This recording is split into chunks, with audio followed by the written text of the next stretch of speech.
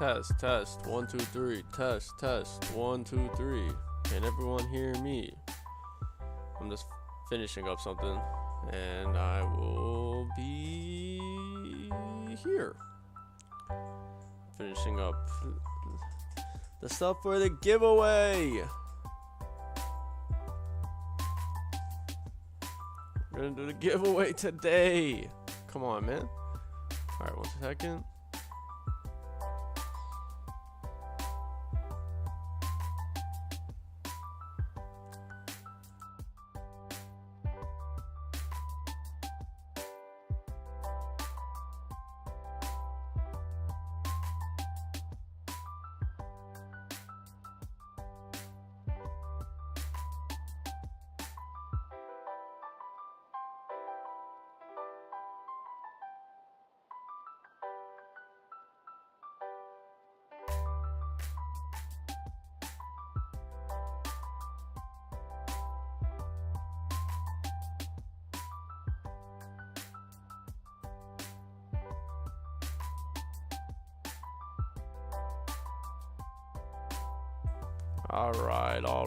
All right. What's good? Happy Saturday. Welcome to the stream.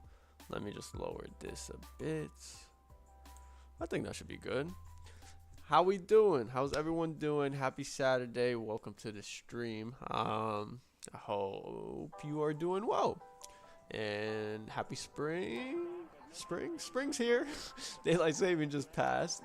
But yeah.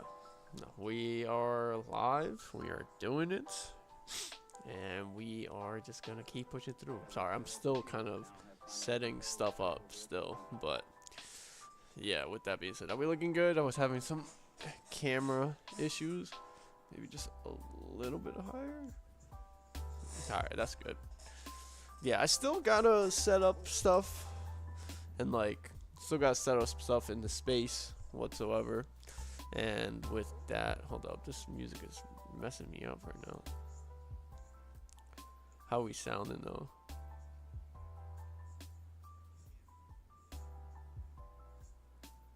Let's lower this to like that. I just need it to be like background music. Alright. Yep, I'm still setting up stuff in the space. That is the door that leads outside. So I used to before when I was recording like here. Hold up.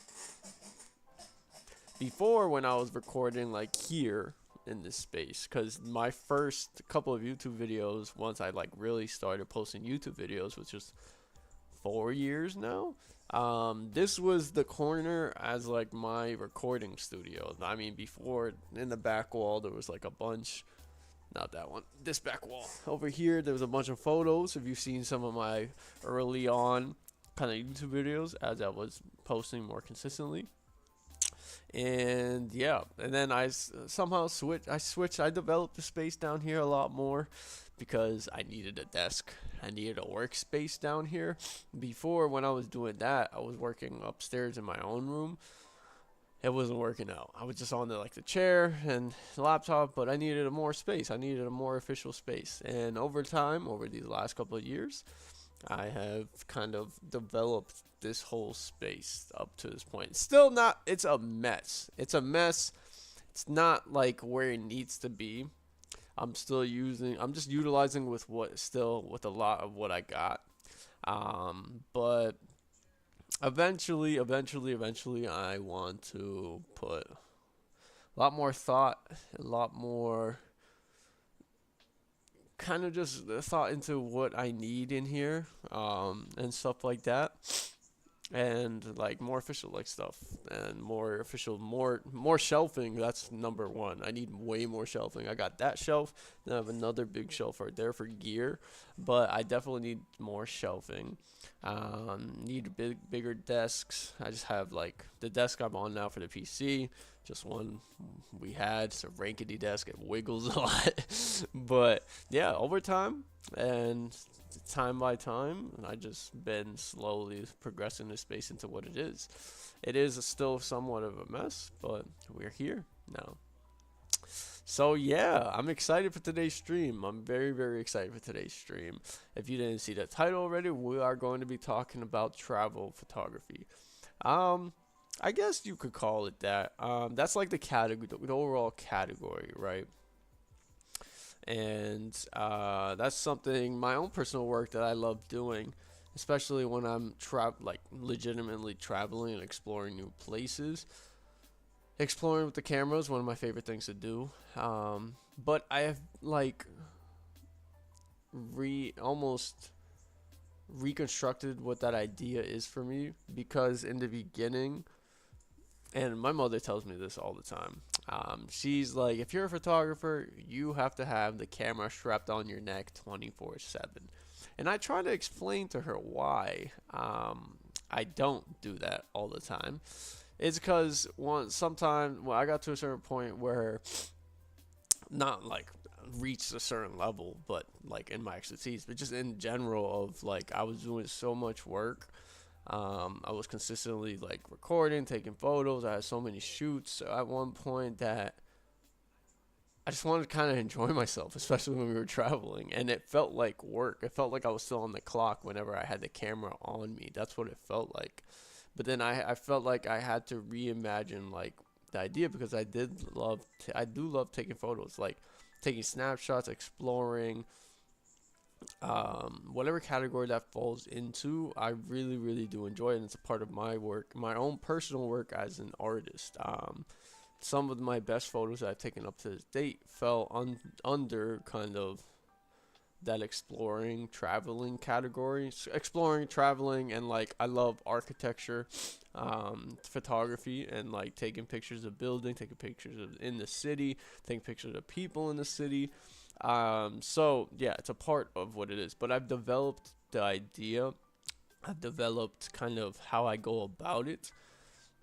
Um, that I feel like could be useful, and I thought it was very, very useful. That's why I made a video on it before. And we're gonna start today by going into that video I made like almost 2 years or 3 years ago. But it was like all these videos that I make, it's like a starting point to get to start talking about it and to develop it into a series that you guys will enjoy. So that's like kind of how I go about, or how I like make YouTube videos. Every single time I make a new YouTube videos, I'm thinking of it more of like a series. Like there's gonna be multiple videos after that. So it's never like just a one and done thing. So yeah, so that's what we're gonna be talking about today. We're gonna talk about it. We're gonna start with the video. I'm gonna give you guys like some insight into how you can do it yourselves, how like just tips here and there about it, and then we're gonna finish off with editing some photos in that sort of category, in the exploring category, and I'm gonna show you guys like my thought process and how I like build out of a photo. That's almost seems like a snapshot, almost could seem like pointless, but making it meaningful in the editing stage, because that's really, really a huge part of it. When I'm shooting, and I'll get into this a little later, when I'm shooting and I'm exploring, I'm taking so many snapshots that I do not even look until I get to the editing stage. I say the magic happens then, in the editing stage, because that's where I can see what I took first of all, because I don't look at them at all. Especially I'm just snapping away, especially when I'm exploring or when I'm traveling. But yeah, and then from that point, after that, during the editing stage is when I feel like these pictures are coming to life, and I create a story, a meaning for them, and a lot of it happens during that stage. So yeah, we'll touch on that like a little bit later. I need to get this focus right, because I can't, like, this is the focus on me. Good. Yeah, this is a lot better, because I don't stay this close to my screen. My screen's like right here. But before we do that, we are going to do the giveaway. If you are new here, If you weren't in the last stream, if you didn't see my last video, I partner up with my friends at Easy Edits. I reviewed one of their title packs, and it was their cinematic title pack. And for doing that review, they sent me a pack for free, and then they're also sponsoring a giveaway for one of you guys, so for one of my subscribers. It is closed. Just letting y'all know, it's closed now. I gave you guys a week. All you have to do was like the last video, be subscribed, and then comment your favorite fruit on that last video. So the last main like feed video, the long formatted video, and a lot of you did enter. A lot more than I expected. So that is what we are going to start this stream with. Where I'm going to do the drawing. I entered everyone into like a random name pile picker type of thing. And yeah, we're gonna do it. I'm just gonna. I want to see. I hope this is just like a random thing. So I'm gonna just. I'm not testing it out. I'm not hitting like play just yet. So it just picks it out. But I just want to see if it's safe because this is just a random account, a random website that I'm using to do this drawing. But give me 1 second.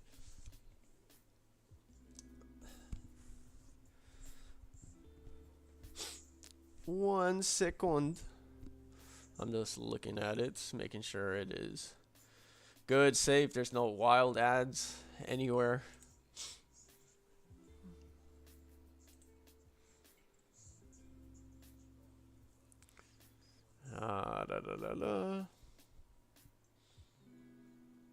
All right. I think everything's good. I think it should be good. Damn, I need a. Shit. That didn't work. 5, 4, 3, 2, 1. King of Loners. That is the winner. King of Loners, you are the winner. So, what's gonna happen now? Essentially, what I'm gonna do now, I'm going to comment on the YouTube video that was there. This one. This video. I'm gonna do that. King of Loners. I'm a comment. You please. I'm just gonna say, please send me your email now. What's gonna happen? Send me your email that you would like to have the pack in. Whatever pack that might be. Again, you can choose. Let me just say stuff. You can choose any.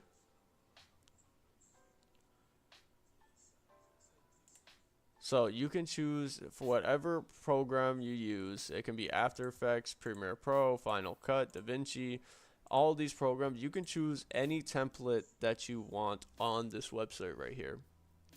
Any template that you want. Choose one of them, but all I'm going to do, please send me your email. I'm going to do it on this email. On this video, please send me your email.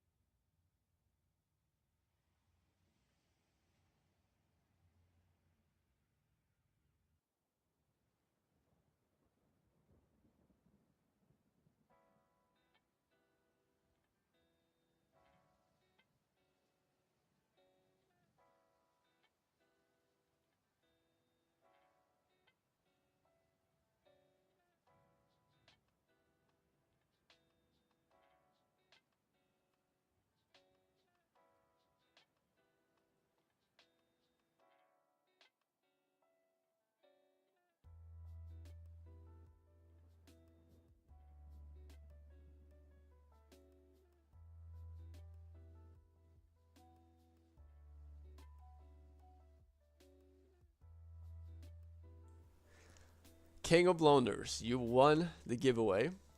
I commented on the comment. I'm giving you until Monday.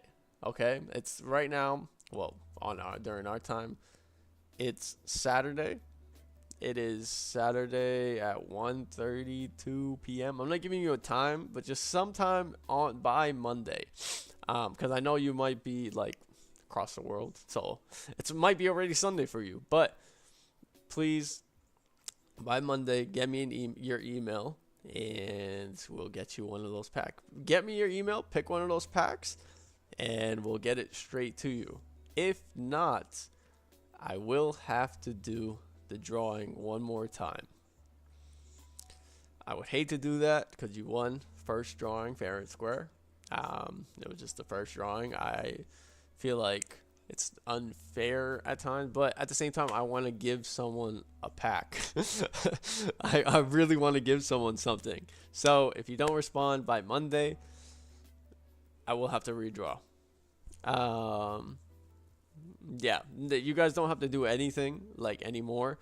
If it does come to like Monday to redraw, I'm still gonna just use the what's it called?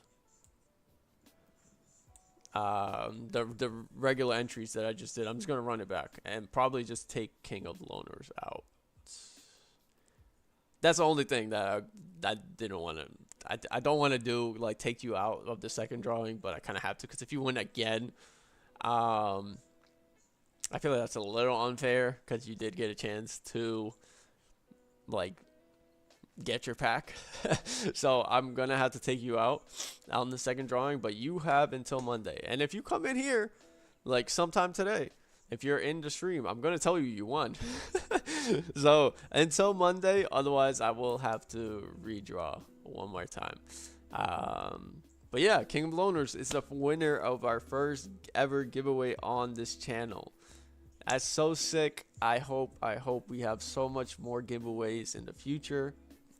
I will, even if they're my personal giveaways, myself, I want to make a couple of giveaways as well. The more we grow, the more milestones we hit.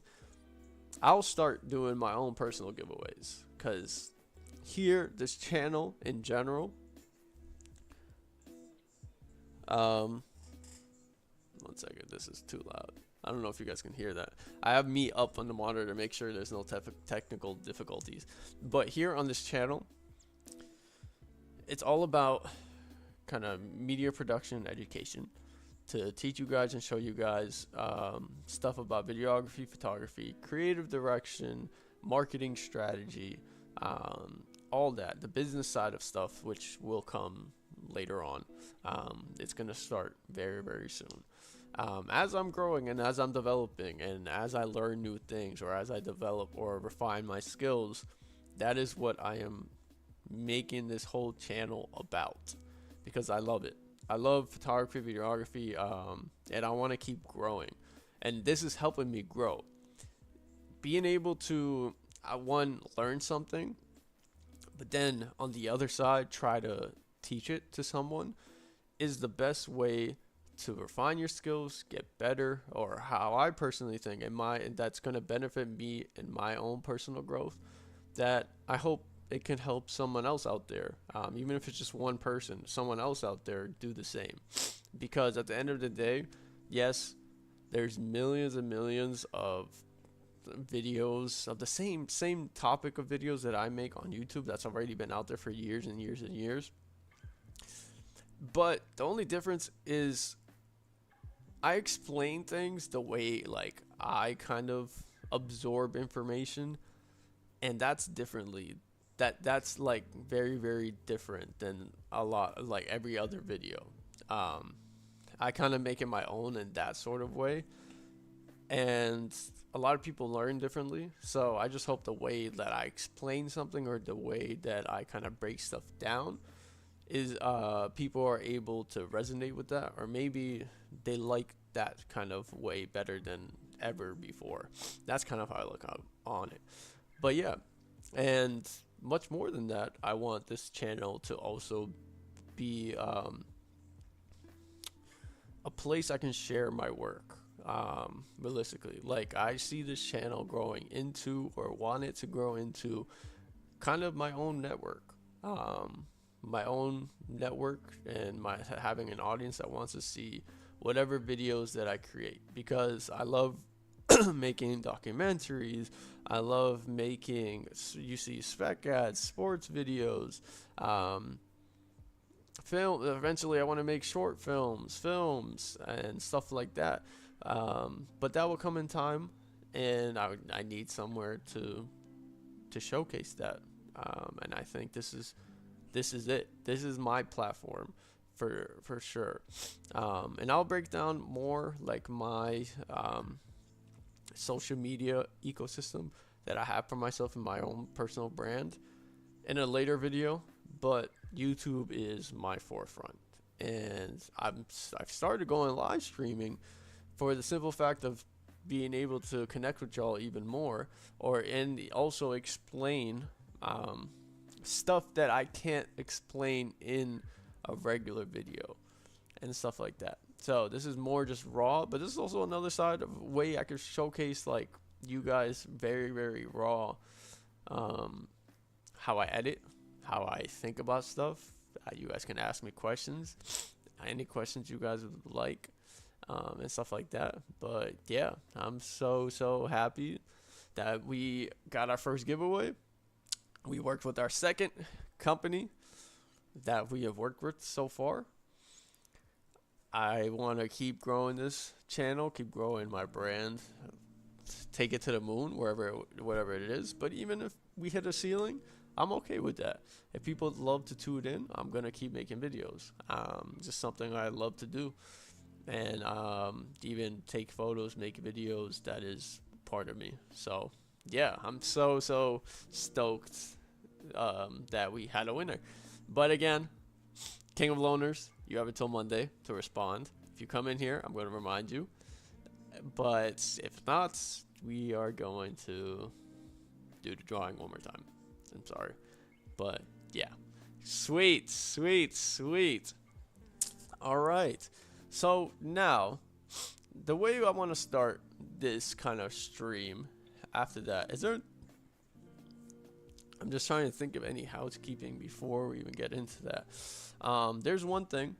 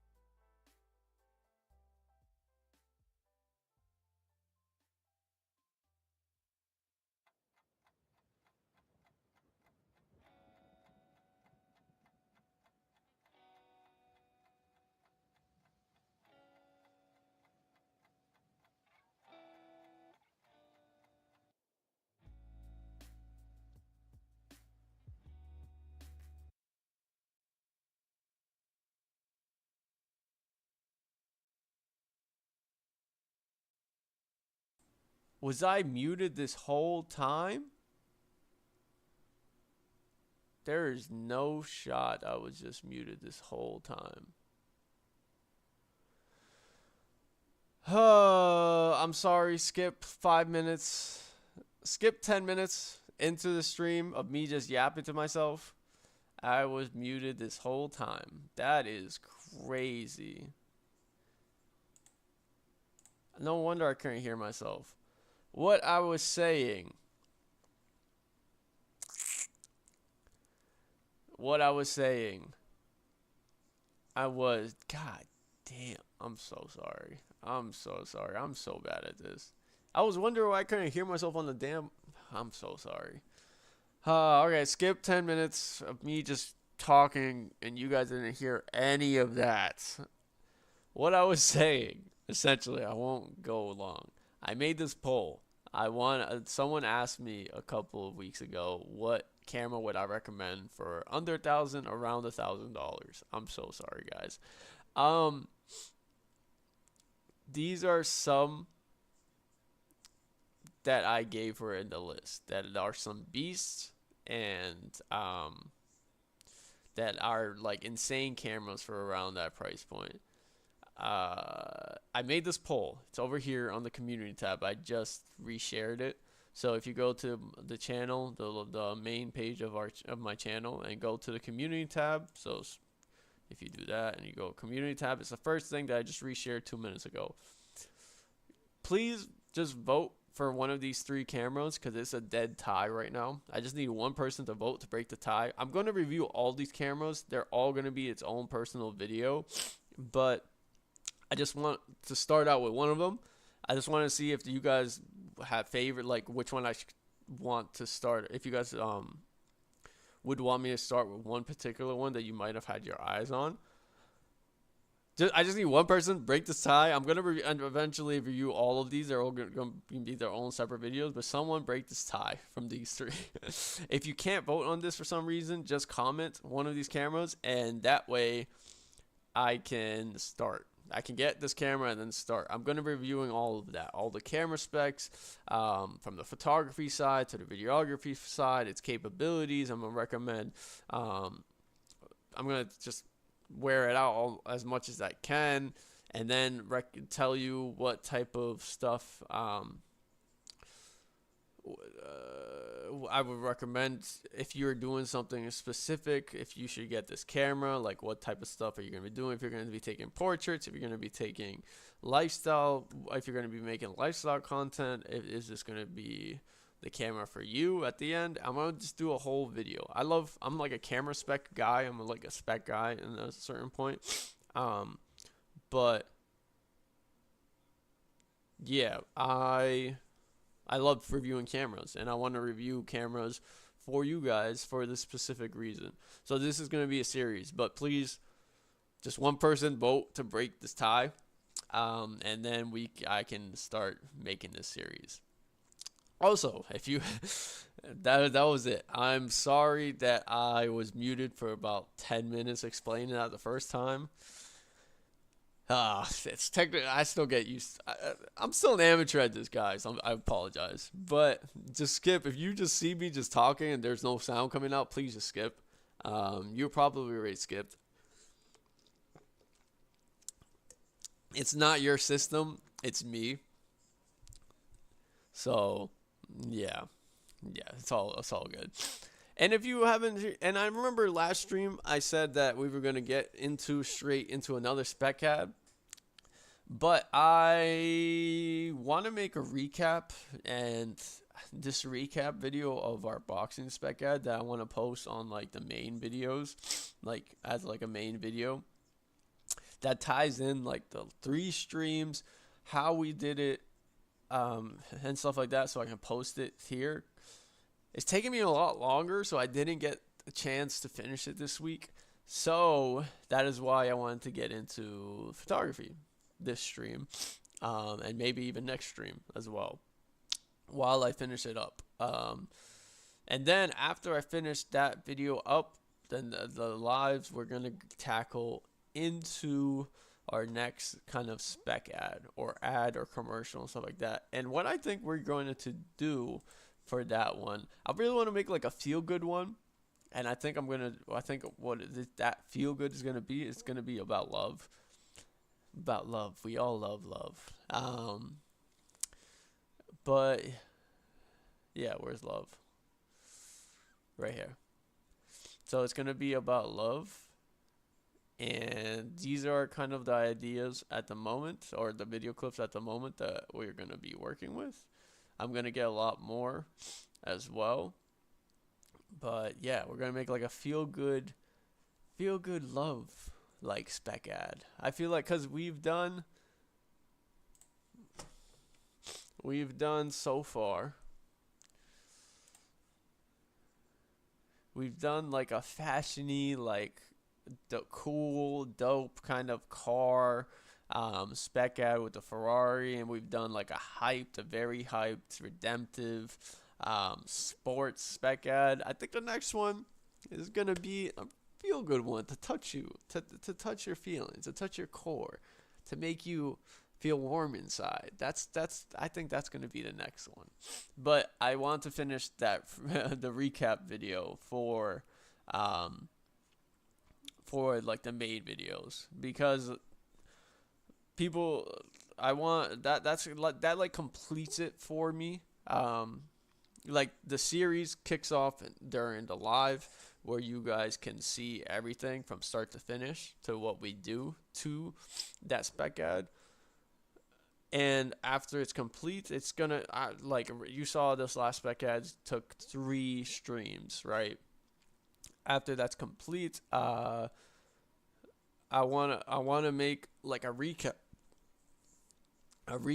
of it, recapping kind of the 3 streams, what went into it, to a main video to shorten it, because these 3 streams in total was 9, about 9 hours, just so people who didn't get a chance to tune in the streams didn't miss anything, and gives them like a recap, a watchable recap at a certain length, like not too long. But yeah, it's very, very intensive type of video, because I have to go through all the streams, grab clips from the streams, and then piece it together. So it is taking me a little bit longer.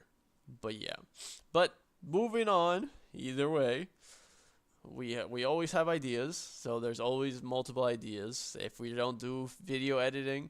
But the video spec ads series is legitimately the most concrete series that for this live kind of stream. Yeah, I had so much fun doing it, even though it's pretty intensive. I'm on the spot, and it takes a little bit longer. That is a series that's gonna kind of control these streams, or that's gonna be reoccurring on the streams, because I just had so much fun, and that's what I want to do. I want to make more work that I could put on my portfolio, and then also showcase to you guys how I'm doing it. And doing it live was so cool.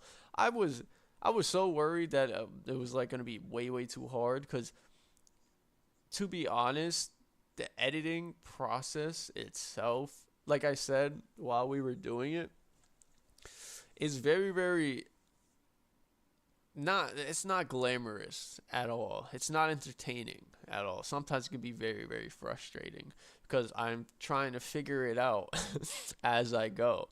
And it can be very, like, I'm here in my office downstairs. I'm usually alone. It's not really like, unless you're working with a team, and stuff like that, which I have before, like physically working with someone, or multiple people on a particular edit. It's very lonesome, and it's very long.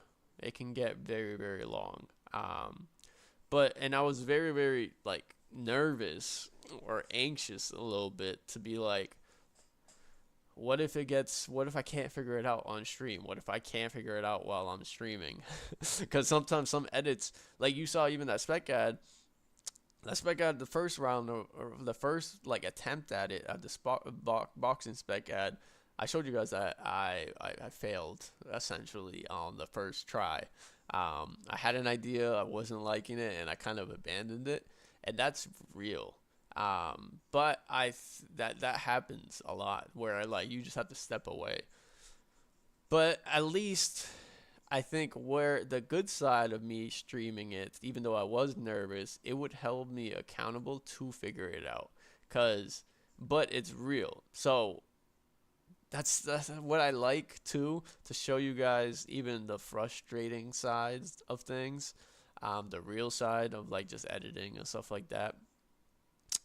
It's a good thing to do. So it's never gonna. It's not, all of them like moving forward. The more spec ads we do, they're not gonna be a walk in the park. It's gonna be ones that are gonna be a lot like frustrating, very frustrating.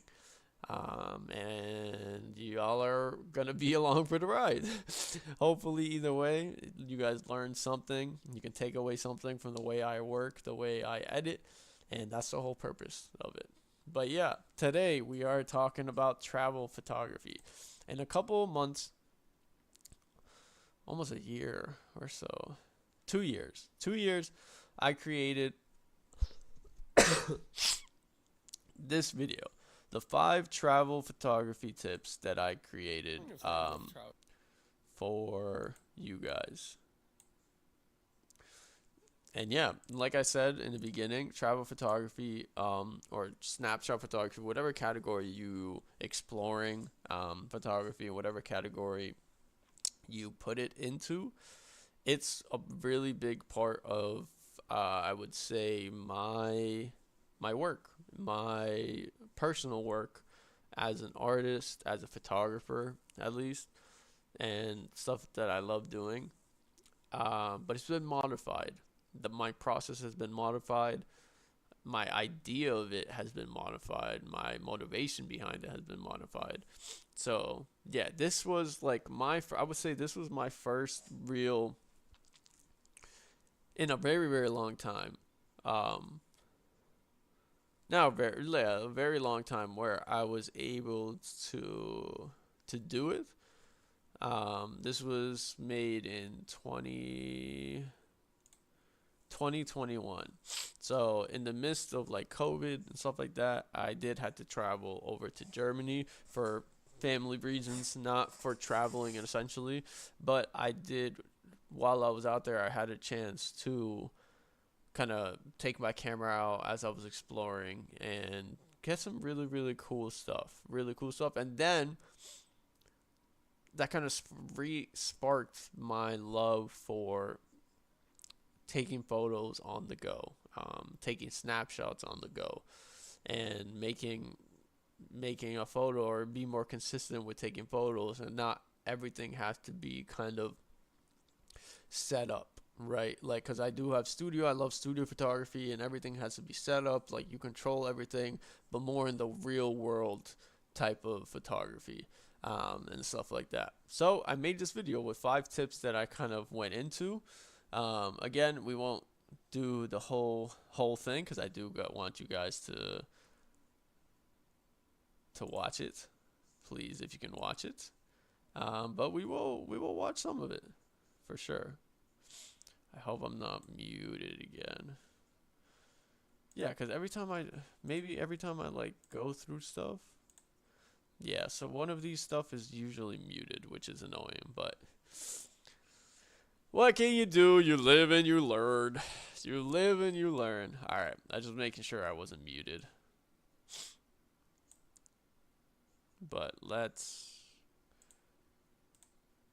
play this. Photographer? No. Do I get paid to travel and take pictures of different places? Also no. Should you listen to the tips I give you? Yes, you should. Why? I can guarantee you 2 things when watching one of my videos. 1, you'll be entertained, I hope. And 2, you will learn at least 1 new thing about photo, video work, filmmaking, storytelling,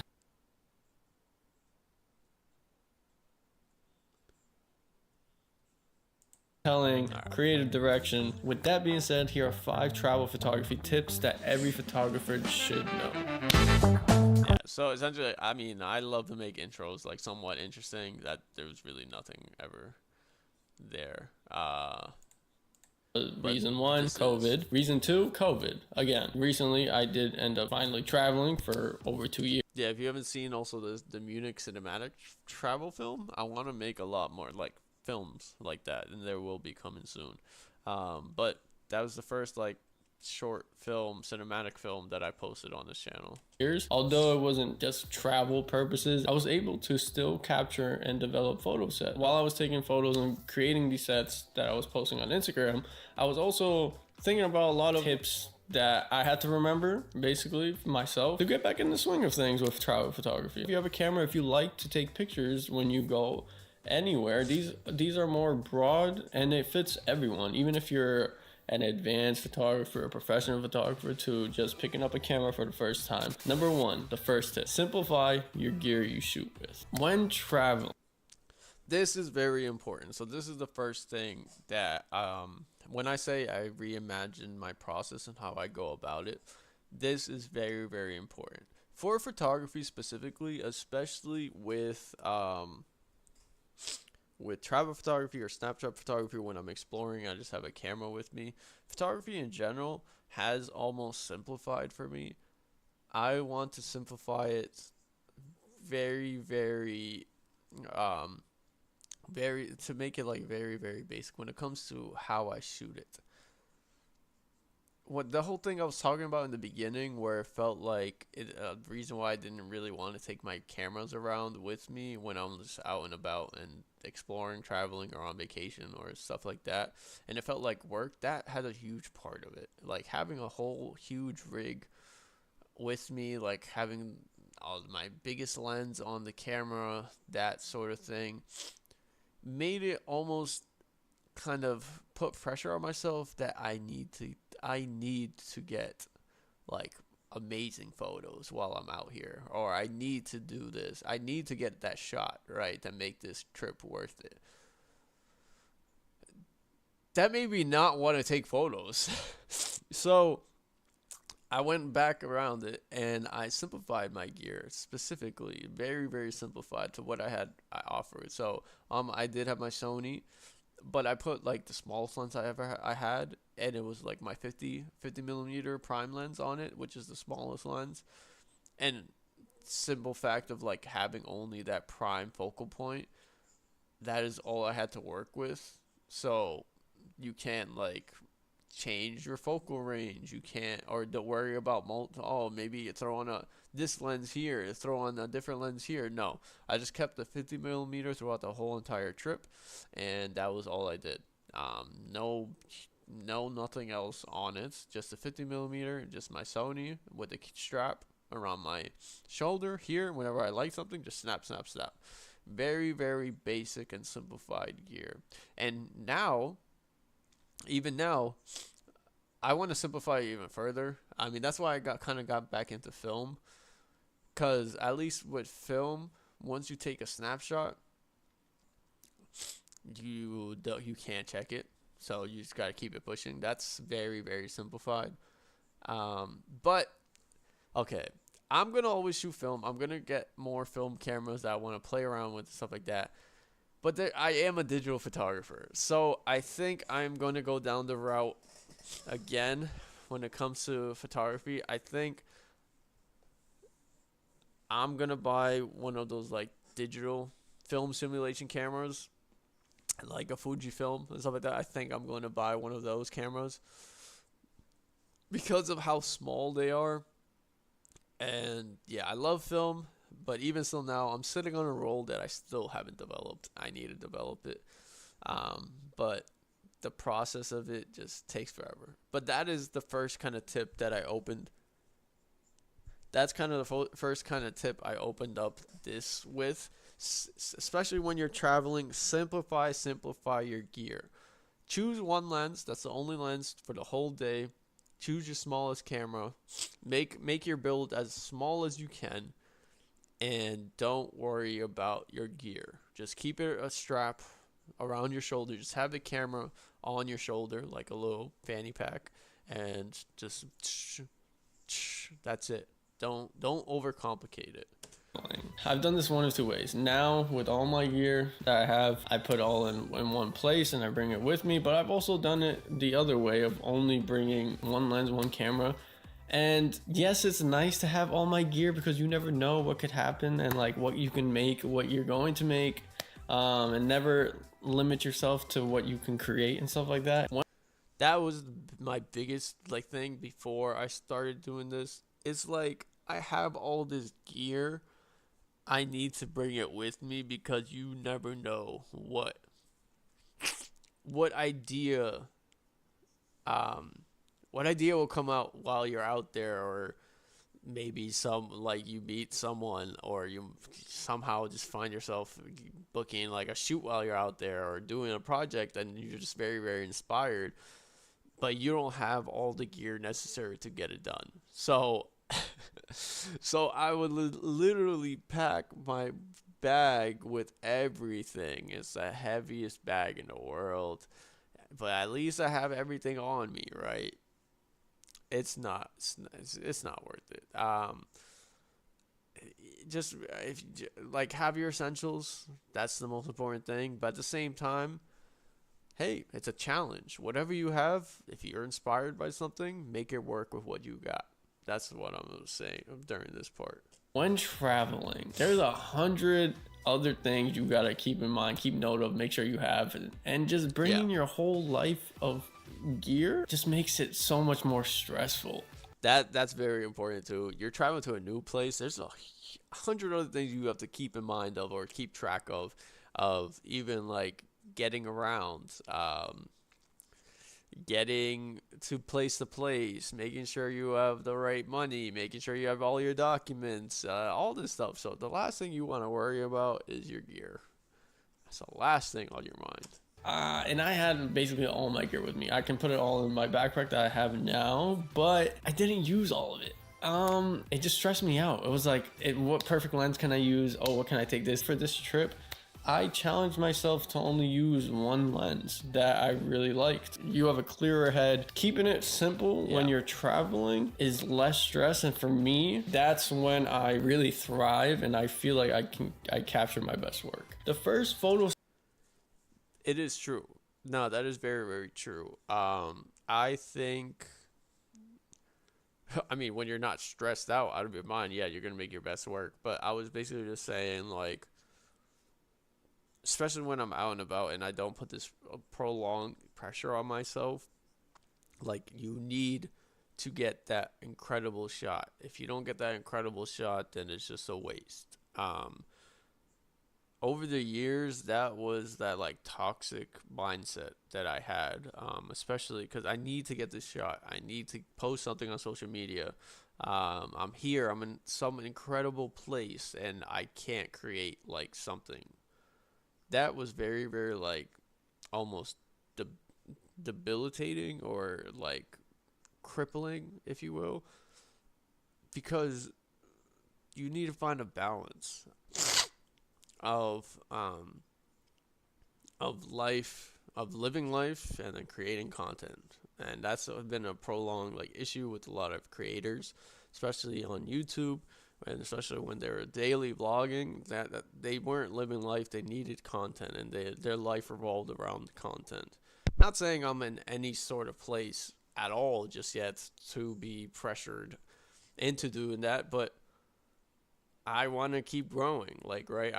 This was a goal to have to build my channel and to build my brand and to build my social medias and build myself as a photographer, as an artist, so I can get more clients, so I can get my name out there. So that was something that I kind of put pressure on myself, and like just on myself, like just me just doing it to myself. So yeah, I think just simplifying it even further just helped tremendously. It helped tremendously, and I'm doing it a lot more now. So Set that I took of this trip was people watching. That was my first set. I didn't even use my camera. I did, yeah. This one that I'm getting into, I'll let it play out. Camera for it. I use my iPhone, and to walk to the park, I didn't feel like bringing the camera with me. So I just decided to snap on my iPhone, and this set is one of my favorites out of all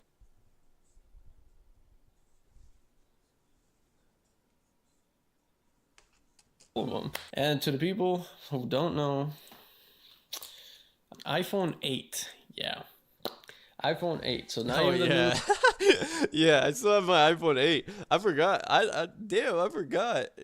I was just looking at these photos like these photos are kind of ass. They're not like I really really enjoy them, but like the quality, I'm like, this is my phone right now. that was my first No, set. these are really really cool. Still, they're not ass. But I was just looking at the quality. I didn't even use my camera for it. I used my iPhone. 8. And to walk to the park, I didn't feel like bringing the camera with me. No, I really love so this I just photo decided to set. snap on my iPhone. And this set is one of my favorite. iPhone 8. But yeah, before I got this phone, which is the 13, I was the iPhone 8 I had for at least like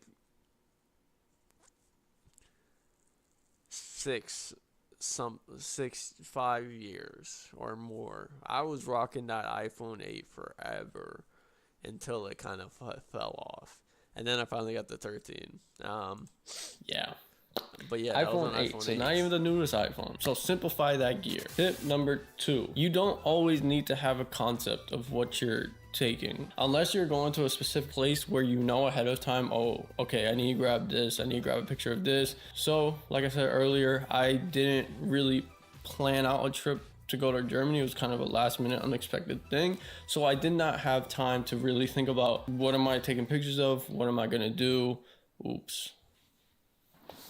Are we still good? I think when you're traveling, it's the best time to just shoot everything. There was this trend on TikTok that I really I'll touch on that, but that's really really true.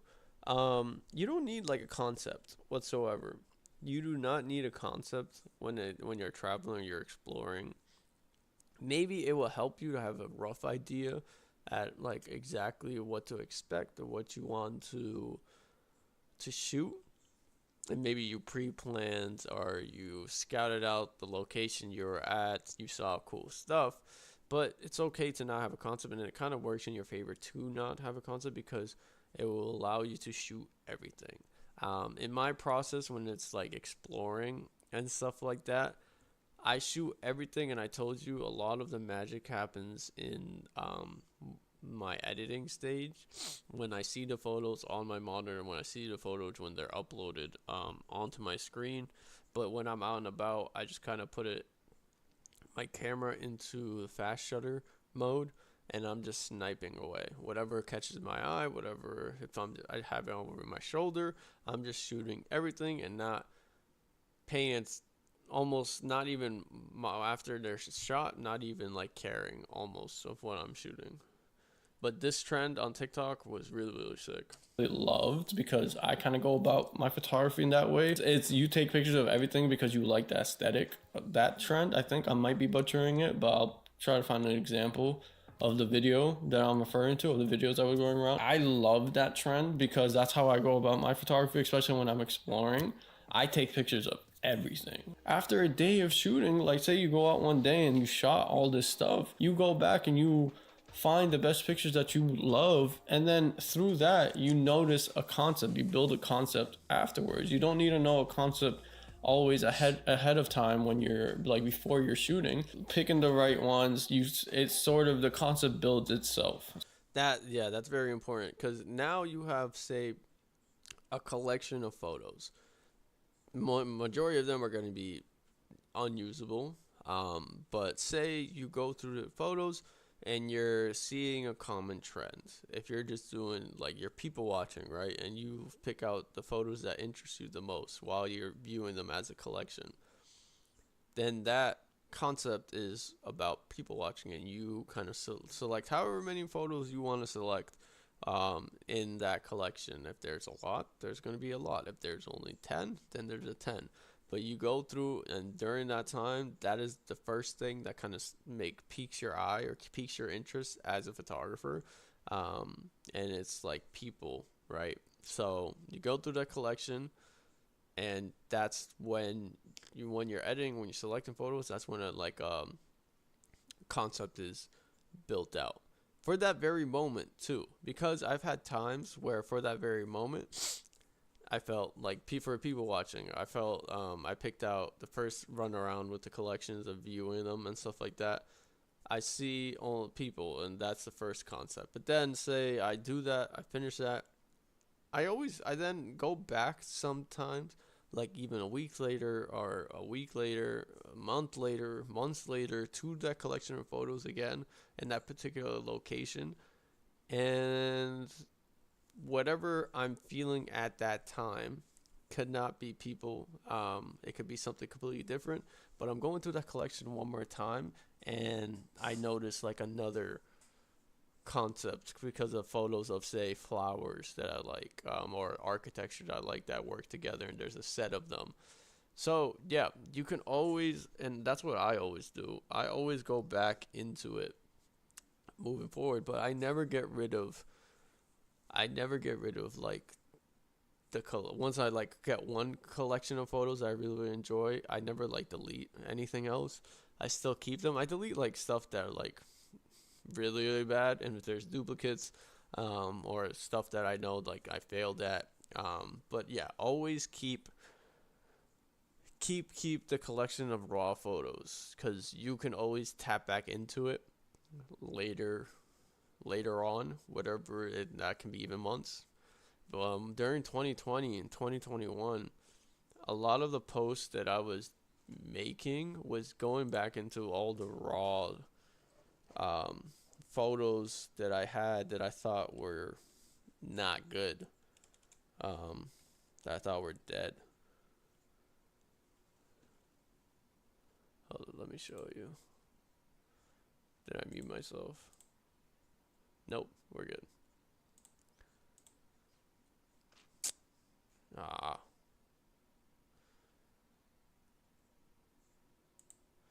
I'm not logged in. That's so annoying. Hold up. Let me go full cam real quick. Let me log in. Let me log in.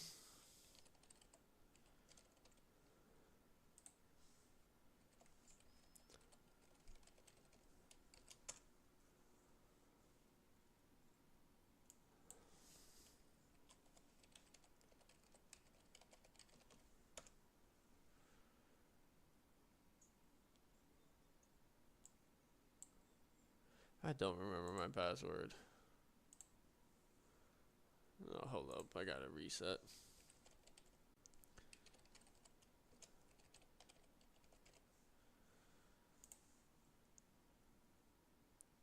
I need to reset. 1 second.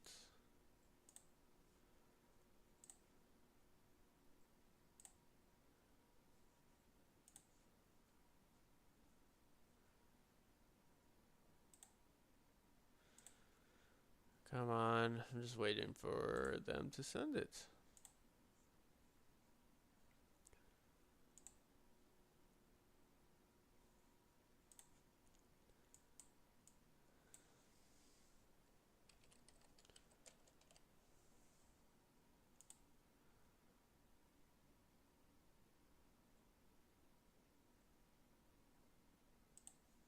Alright, where is the email?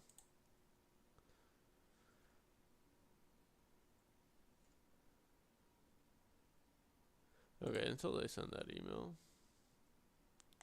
we will go back to here.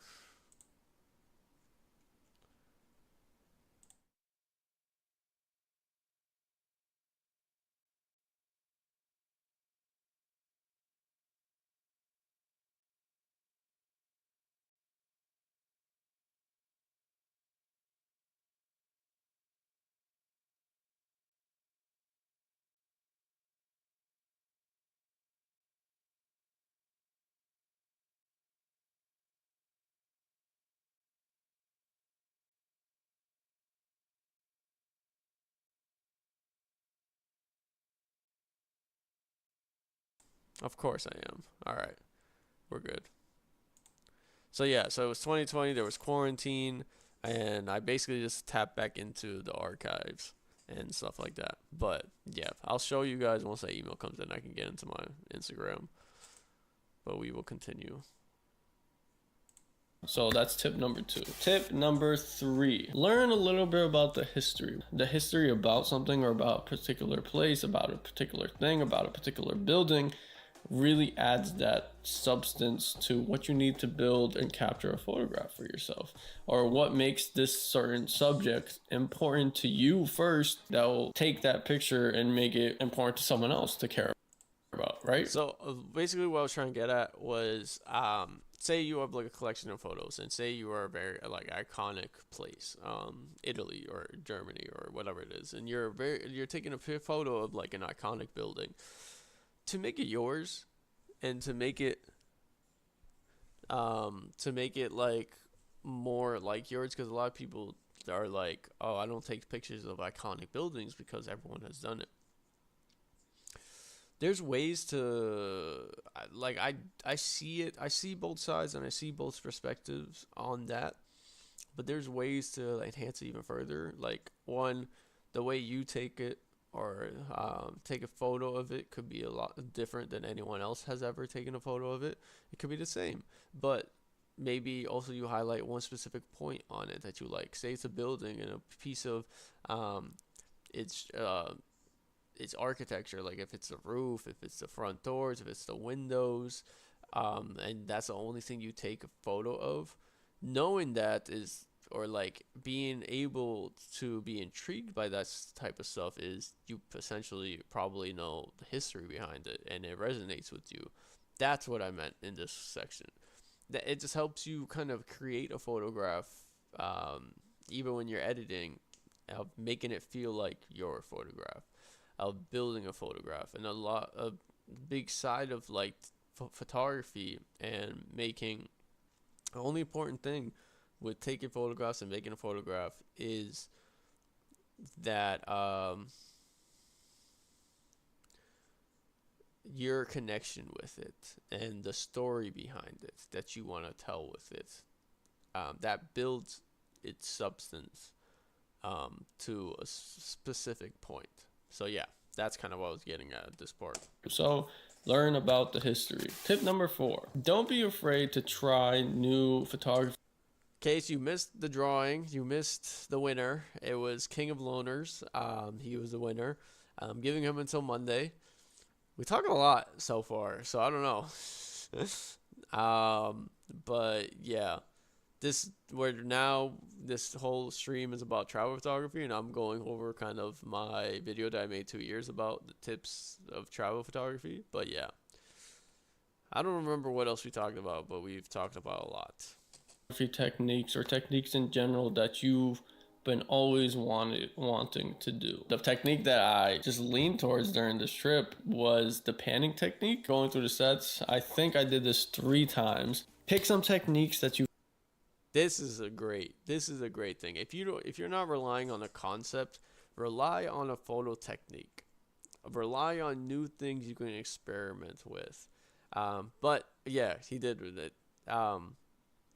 I'm giving him until Monday. If he doesn't respond to the comment to send me his email, then I'm gonna redraw on Monday, which sucks. But I want to give someone a pack. So if he doesn't respond by Monday, and we don't get something going, I'm gonna do a redrawing. So you can win again, Case. You have a chance to win again. But yeah, what I was saying, apart from the pressures of trying to make or be successful with a kind of designed or pre-planned concept, to get away from that sort of pressure, experimenting, trying new techniques you always want to try for is a great alternative to that. Because, and with this photo set, when I was in Germany, it was a panning technique. I always wanted to do like the panning technique and stuff like that. And that was like the technique that I leaned on during this trip. So I think it's a great way to try new techniques. Is a great thing when you're traveling. Um, I'll catch the, yeah, I mean, yeah, that's the great thing about streaming on YouTube. It's going to turn into a video. Um, but General yeah, that you've been always let's see. wanting to do. The technique that I just leaned towards during this trip was the panning technique, going through the sets. So, and then essentially, a little side note: what the panning technique is that like what you see here. You're essentially panning to like a moving kind of object, like this guy's literally on a bike, a moving object or subject, and you're almost like freezing them in time. They're the only thing that's focused, and everything else is like following that motion. And how you do this, like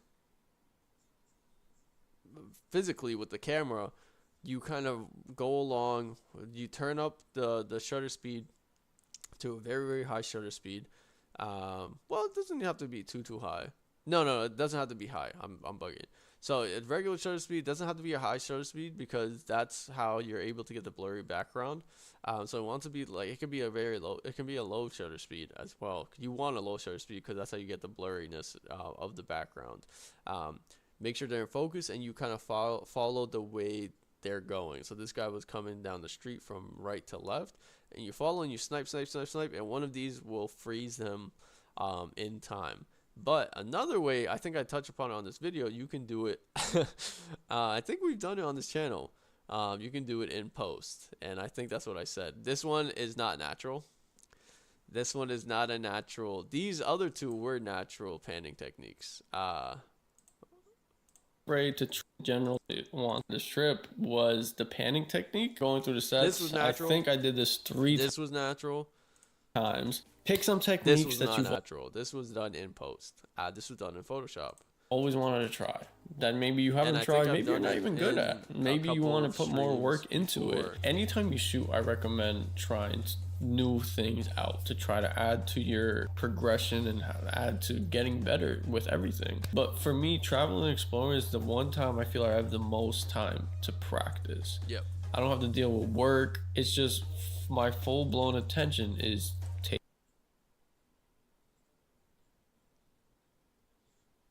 taking photos, and even like picking a certain technique to try to get better at the end of the day, if you consistently try to get this, you also build a concept out of it. Like picking a technique helps a lot.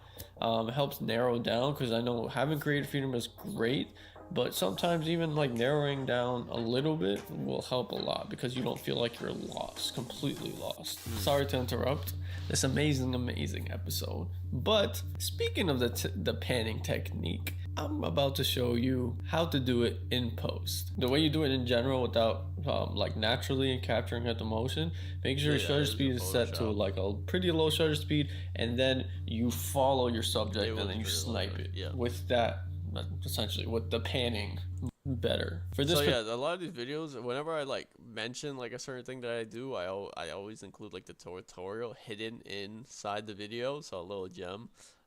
There's a couple of them in multiple videos, but I love doing that. I love to just not make sometimes I love to just make the tutorial video like just a little gem in regular videos. But yeah, particular one, I really spent some time because I had to go into each individual wheel and mask out the background.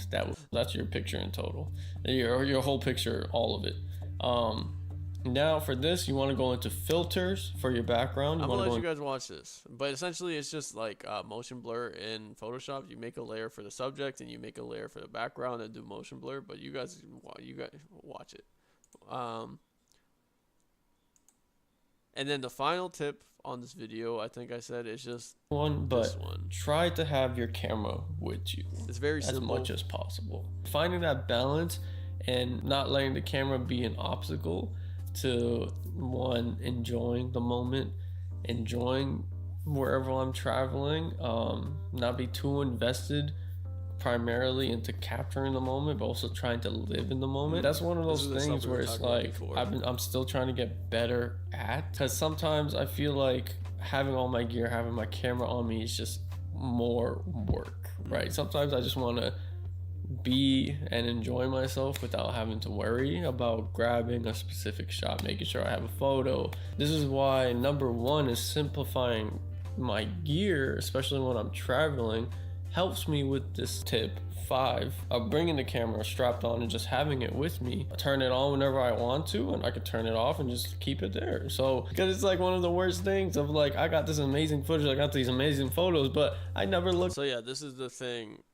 that was saying. up away from my camera. So one of the biggest things I'm still learning about is just like, That was the thing I was kind of mentioning early on. That whole idea of simplifying your gear, of like having the camera with you, not making it feel like work, helps a lot to have the camera on you, a lot more.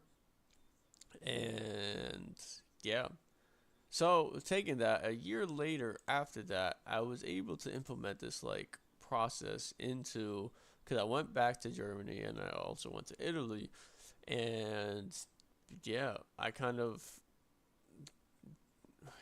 did what I was saying, did what I was out to do, the same way as I was describing in the video itself, of traveling, of taking photos, creating photos, and stuff like that. Exactly, and I implemented it a year later, and I got some of my favorite pictures to date when it comes to my work in Germany and Italy and stuff like that. So these are like my most, you saw these photos. I included the photos that I did in the beginning, but some of my favorite photos that I've ever taken while I was traveling and while I was exploring Italy, different parts of Italy, different parts of Germany and stuff like that, parts that I've never been to. Um, but yeah, some of my favorite photos. I love this photo. I love this photo. But this was done in, of course, it's done in post. It's a radial effect, but I just thought it was so cool to keep the subject just separate, and everything around him is that. And that's what a concept that I created for during the post work and stuff like that. But these are some of my favorite photos that I did that. And if you don't know already, this photo, I made a book out of it. I did make a book out of it. There's a video on this channel of like the service I used to make the book, but it is a book, and I am still selling the book if you are interested. These are just some photos that are included in it, but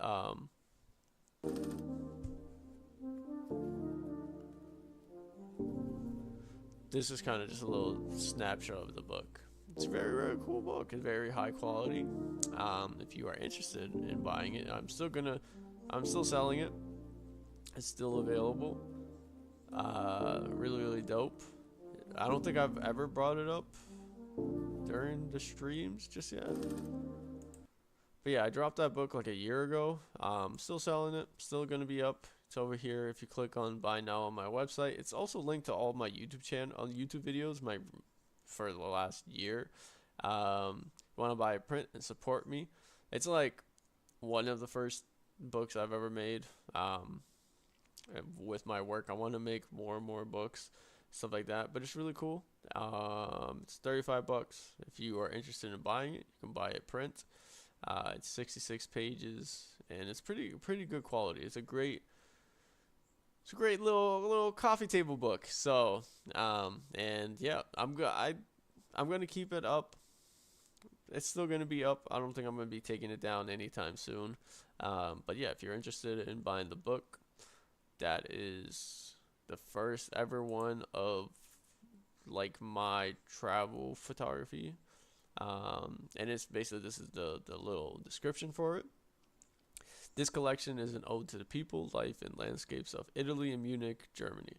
Throughout the style of snapshot photography, the photos offer an immersive visual experience of these vibrant countries' rich cultural heritage, diverse geography, and lively energy, capturing the natural movement and expression of the subjects in that particular moment. That is what I built out after creating these photos, after going through the collections that I had, that I was telling you about, all my snapshots throughout my whole trip and stuff like that. Then it solidified itself and it built out itself afterwards into what that little brief basically was. So that's kind of like the whole point. That's kind of my process of how I look at everything. And what helped me a lot too was this book from David Maruyama. He's like a true when you think of like snapshot photography, he's like basically a leader in the industry. And reading this book is so sick. Here, I don't know if you guys, I'll show you guys some photos, but he is like a king of like snapshot photography and stuff like that. It's so sick. And reading this book, and it just helped me kind of, I don't know if I'm holding this right. Can y'all see this? This somewhat? Yeah. Yeah. I'm just giving you guys like a small like look into the book. It's Dado. It's not David. It's Daido. I don't know if I'm saying that right. Daido Moriyama. This one of How I Take Photographs. This book, and it's really cool to see his kind of viewpoint on how he goes about it. He first started in film, and then once he got to digital, he was like, I love this. There's no limitation. I can take as many snapshots as I can want to, and I just take pictures of everything. As I'm going to a new place, I take pictures of everything, and I figure it out afterwards. That's kind of like the mindset. That's very like simplified, like very simplified view of it. Very cool, very inspiring, especially when I went on this trip, and I kind of let that be my guiding like inspiration to do what I did, and I think I accomplished it, and it helped me out so much. With these books that I'm reading and that I have read, especially like photography books, videography books, I want to start a series called like my. Yeah, Casey got a copy. It's very gorgeous coffee table book. But I want to start a series called My Inspiration Locker. I just haven't found a way yet exactly of how to summarize like key points in a particular book. I still have to figure that out. And if just a simple fact of just figuring it out in like a cool way would also not just plagiarizing the book basically. I need to find a way to do it, but that is one series that I want to do soon. It's called My Inspiration Locker. Book 2, here it comes. I think I have to lean towards Book for Food, this incredible account on Instagram that's called Book for Food, and they do such a great job with summarizing books they are currently reading.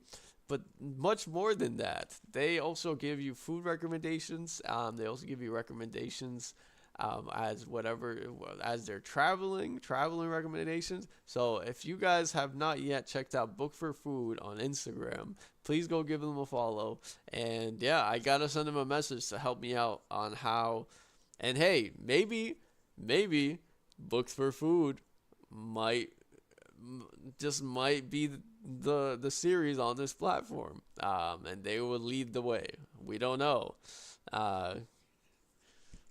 XherdAliko, maybe you want to run this segment of book stuff.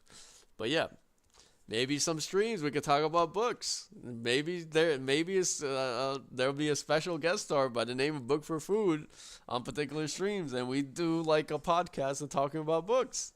Who knows? But yeah, if you haven't already followed Book for Food, there are Book for Food on Instagram. Let's get them to 100 followers. You like that plug? Collab? Maybe. But yeah, so now let's get into the fun stuff. Let's edit some photos. These photos are not mine. Preface: these photos are not mine. These just fit in the category of kind of how, if they were mine and if they were in my collection, they would get edited. Like say I have a snapshot photo of over 100 photos. and stuff like that. These are the type of stuff that I look for that would make like a collection, right? That was like the whole thing. And these aren't a particular collection, but exploring, right? There's different ways. Like there's no real subject here whatsoever, and looking at that, many people depends on how far along in like your own journey as a photographer you are, because the more you do it, the more of an eye you have of specific things that interest you. But also too, it depends on the current moment that you are in, what is sparking that interest, and that's changing. That's always going to be changing, and that is why I say never delete like the raw files, even if it's like over 100 of them. Keep them away in a folder, especially when you're traveling to a specific spot, because months pass, years pass, and having that folder and going back into it, you might be at a whole different place or a whole different part in your career, in your interest as a photographer and artist and stuff like that.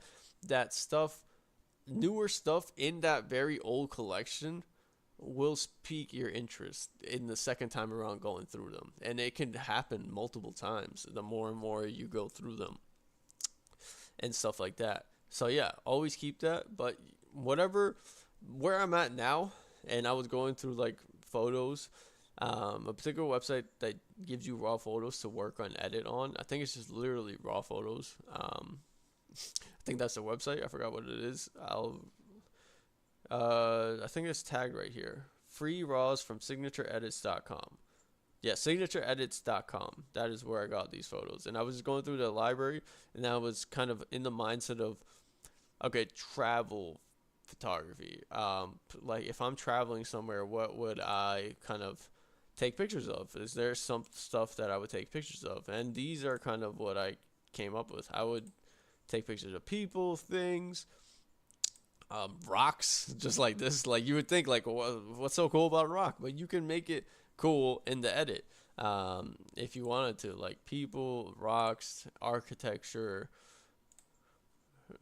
like sunsets, landscapes, bridges, more architecture, stuff like this. This is the type of stuff that I would take photos of, or that kind of fall under when I'm like exploring.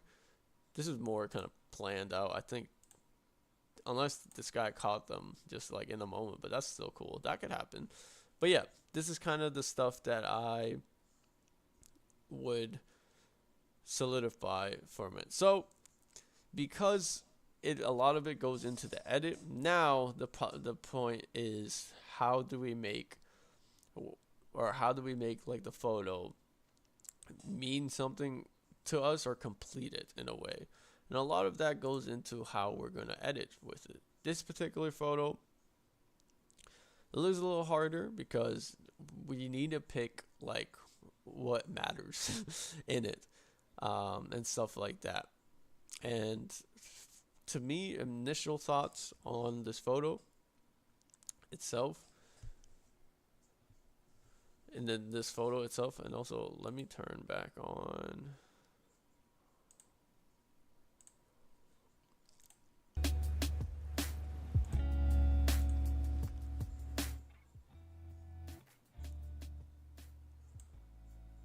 Let me turn that back on.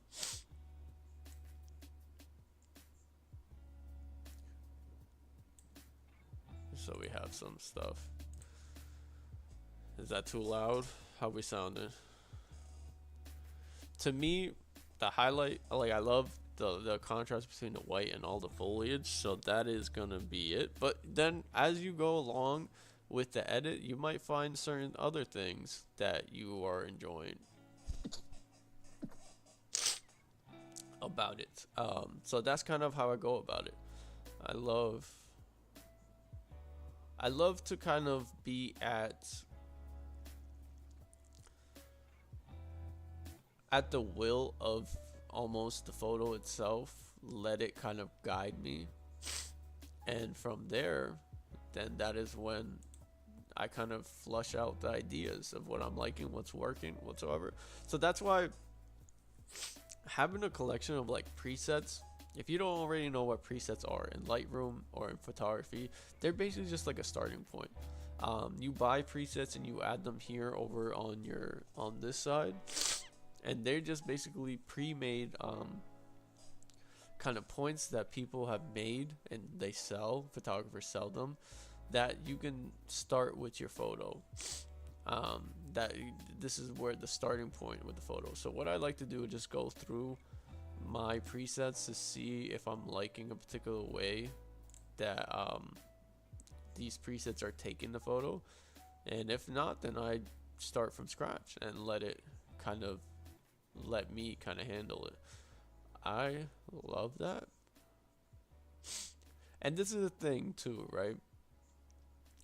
You can take the photo anywhere you want. That is the thing that I love to do it. Yes, there's people that want to keep the photo natural as most as possible, but with me, I feel like I fall under the style of like, I mean, I attack my photos the same way I attack my videos, and I like to build the world out through my personal color choices, my color grade, stuff like that. So more times than not, it's not really, I wouldn't say my photos are like natural to what they are. If they are natural, they're exaggerated. The colors are pretty exaggerated. But certain stuff like this, like you see here, this like interests me a lot. I know it's not what it is because this is the before, but this is the after. Like it's altering the colors of what is there, but that interests me. So I never like shy away from completely altering a photo like that. But yeah, that's the thing. I don't know if we're gonna do that's a little too red. I might play around with that because I do love it, but it's a little too much. But we will see if there's anything else.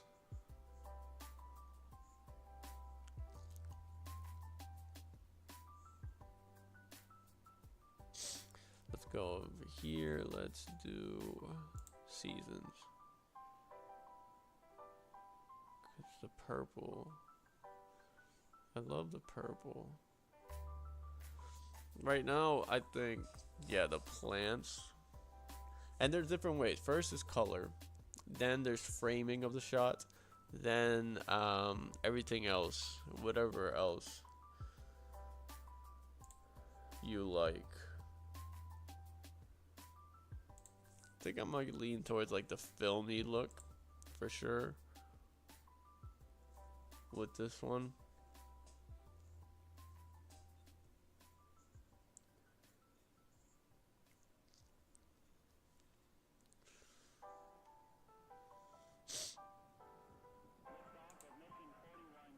What are these adaptive ones?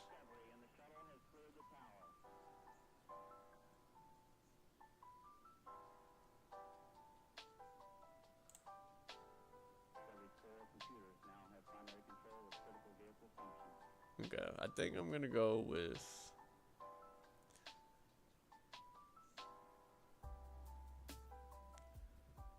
either this one or Ember. I love this one. Alright, it's just a little too red, but I think I'm gonna go with this. This reminds me of it. And Jiaozhong Academy. I think this gotta be a part of Japan. I might be wrong, but I don't know why this vibe feels right. So next, I always just do, I don't know. That's what I would do anyways, like fix the lens and stuff like that. I always like try to play around with the frame. Keep my like lines leveled. I think right now the line is, nah, it's gotta be the house. Yeah, it's gotta be the house.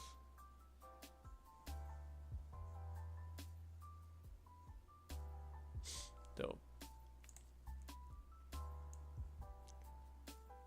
Yeah, let's make it a little bit greener.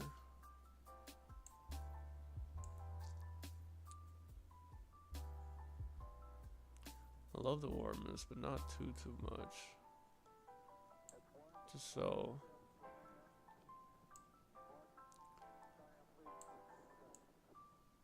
It's a little dark. But yeah, so this time we're gonna be just editing photos. I don't know if we're gonna get through the set, so next stream it's probably gonna be more of this and stuff like that, tackling editing photos, showcasing the full thing. But yeah, we'll do as much as we can and go from there. But this is kind of like how I just go about my. Nah, I like the clarity down when it comes to like editing travel photography, for me at least. But yeah, if you have any questions, if you have anything, just feel free to ask. Always ask, and I'll always kind of. Let's go straight to colors.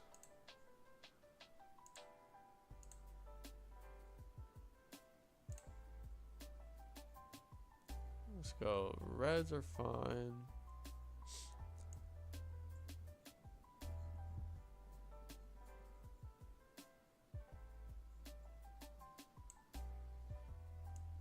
I want the greens to be more green.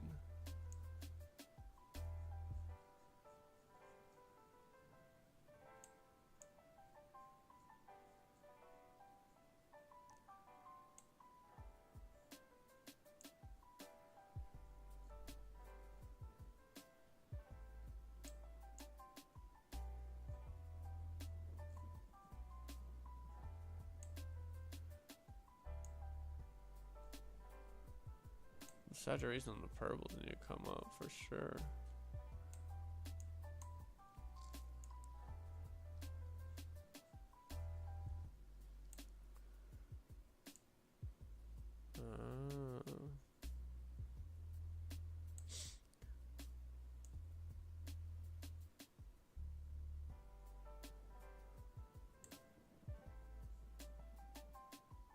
Yeah, that's cool.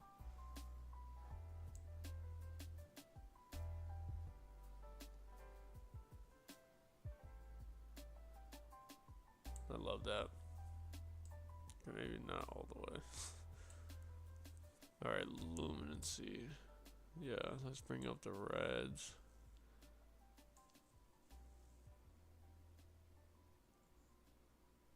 Not too much. Here and there.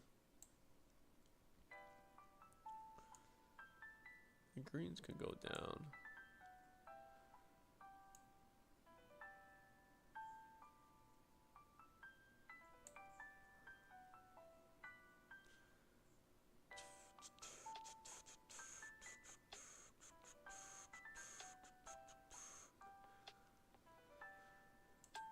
Alright, yeah, I like that.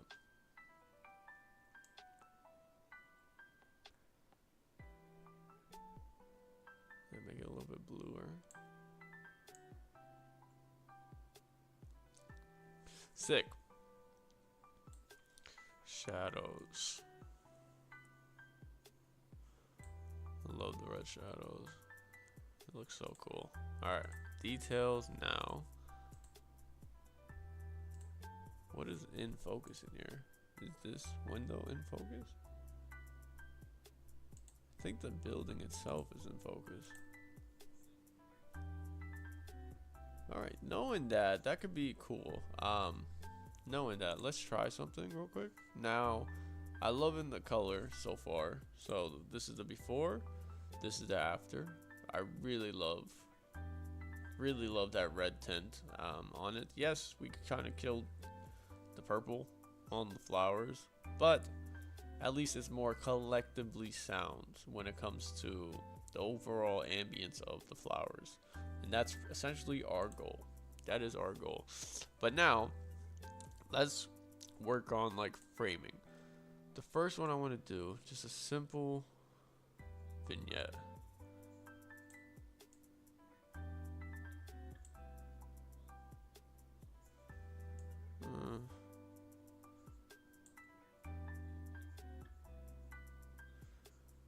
Yeah, never mind.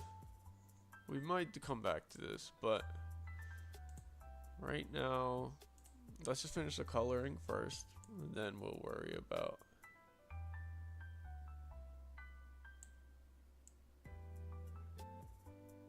I love the colors on this. Let's bring out the green just a little bit.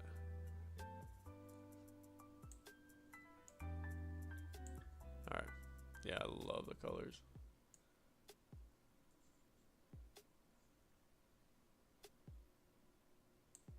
Alright. This is cool too. Early access to lens blur, but there's no subject, so we don't need this. But it's cool. So you don't need to take I know a lot of photographers, what this is. A lot of photographers live by, and I do as well, live by staying at 1.4 or like the lowest aperture ever, and that's the only way they take photos. But with kind of lens blur itself, you don't need to do that, because you can maybe do that like later on.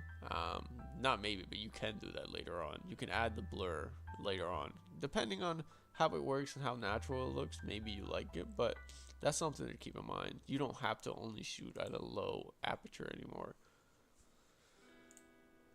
Yeah, I haven't opened Lightroom just yet on this. Let's see what it says for a subject. Did it do it? Wait. That might be what I need. 1 second. Let's duplicate and rent it, because I want to highlight this point.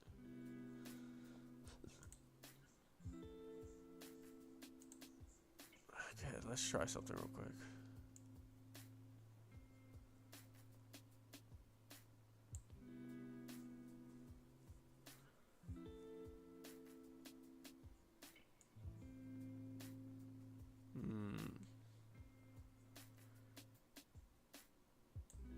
Honestly,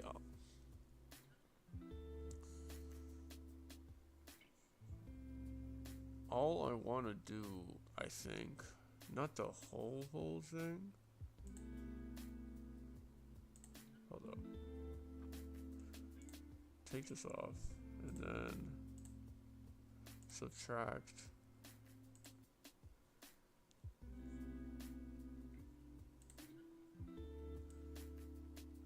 Subtract all of this out of it.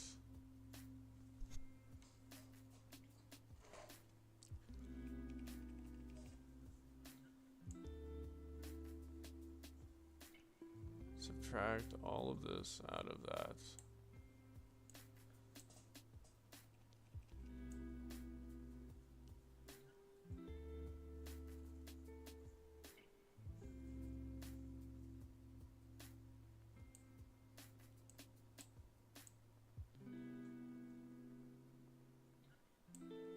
Only thing I want, yeah, is that.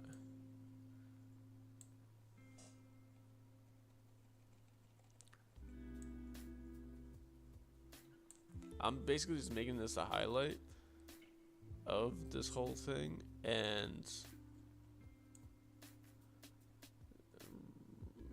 now all I want to do, I want to lower the, just to get like the angle through, I want to lower the to shift the focus, yeah, like that a little bit, not too much, but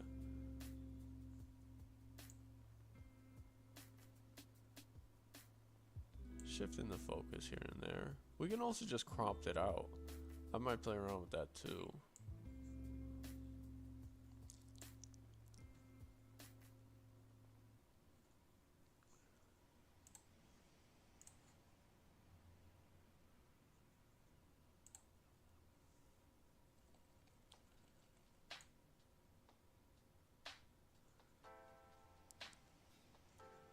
I'm essentially just shifting the focus away from this building and only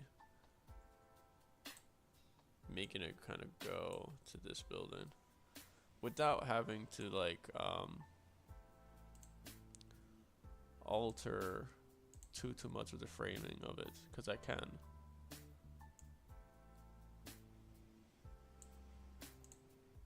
This one.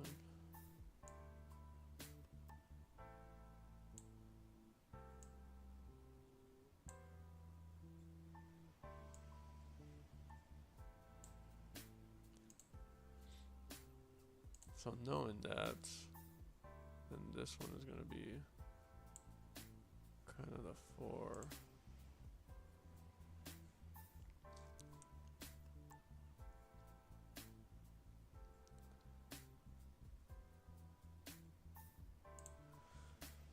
The forefront of it. Let's now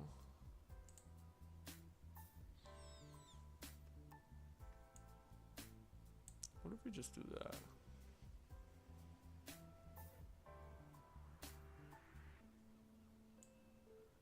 Kind of get rid of the sign.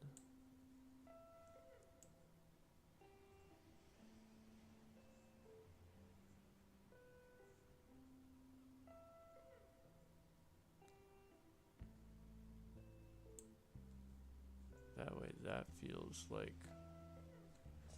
let's try that. I like that. I think I might like that a lot more. How far down can we take this?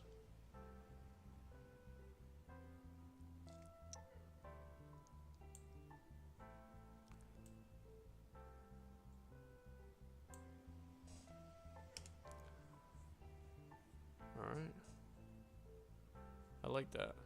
Alright, let's play around with this vignetting again. Not too much.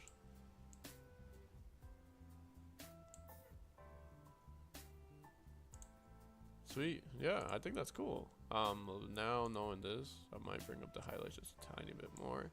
It's very, very simple and very simplified to what we were doing. We're just kind of getting away from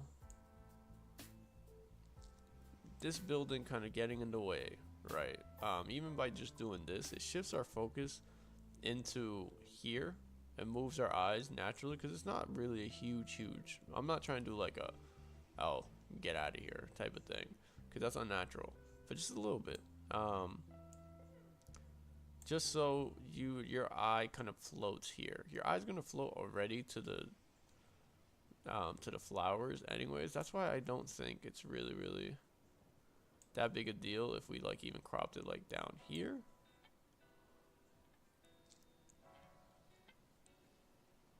I'm just trying.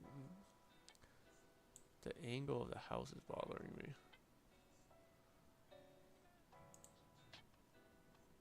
Maybe. Yeah. I like that. Make it a little bit vertical. Now we can crop it in. Crop it in.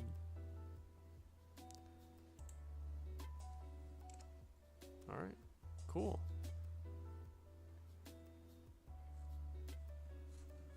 I think that is it.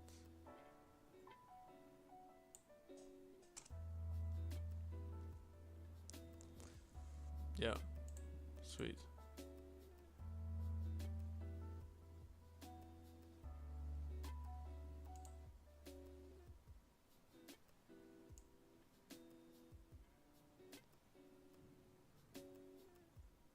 That's also cool. Yeah, I think I might lower the sat on this house. And lower the blacks by a lot. Yeah, that's what it was missing. Because I was looking at it and I was like, it's missing something.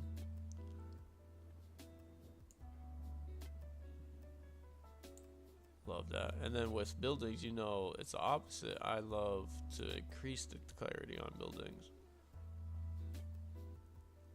Not by a lot, but enough. Sweet.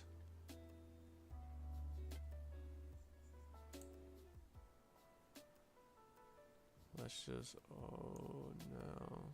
Yep, raise that.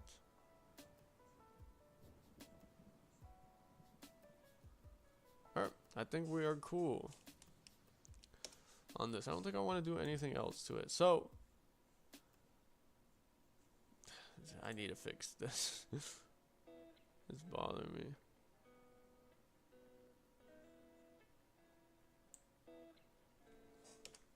Alright.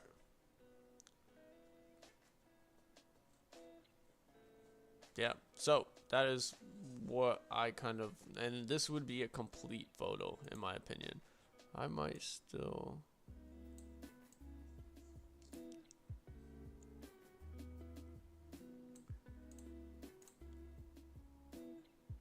yeah,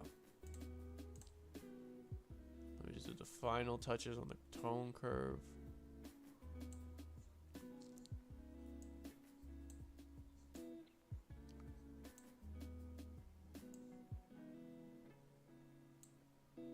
Sweet. So yeah, this would be a complete photo for me.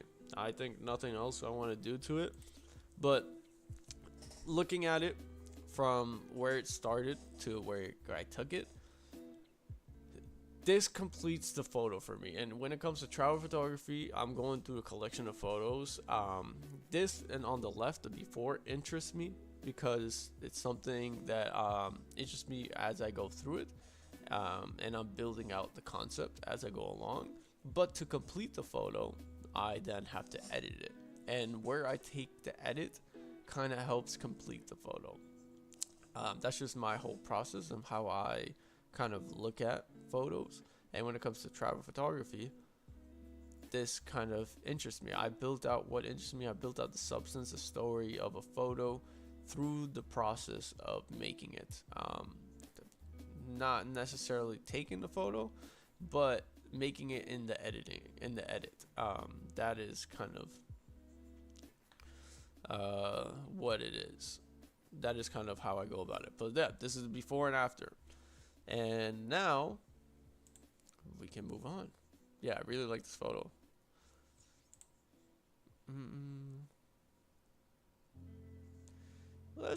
Should we jump around from here to there to different things? Let's do one with people.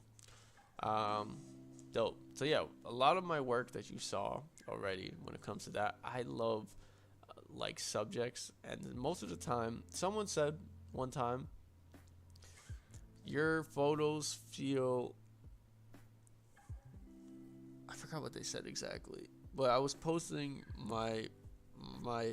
the photos you saw in the snapshots of my book, and I never really noticed it, but I love to single out a single subject a lot.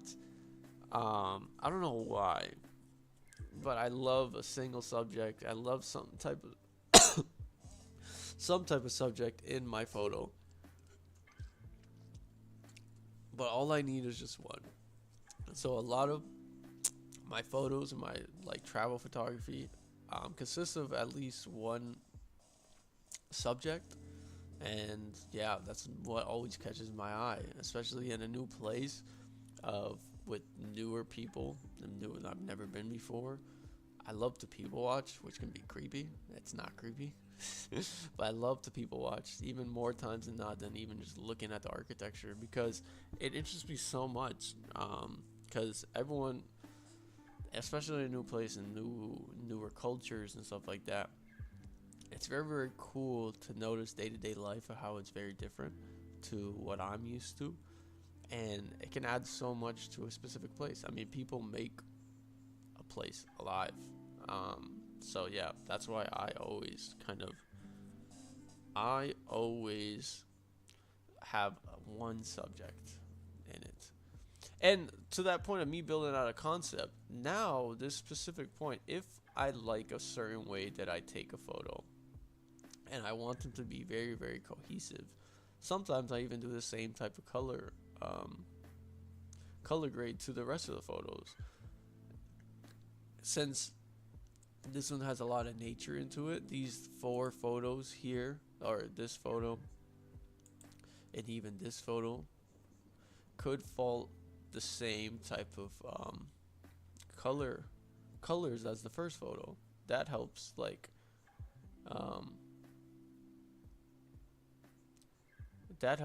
bring stuff together as well, as you're building out this collection of photos. And I do like it. It's a little too unsaturated, in my opinion. I might like this better. I do like this better, because I love the green. I don't want to get rid of the green. Is this better? Either Red October Red October or...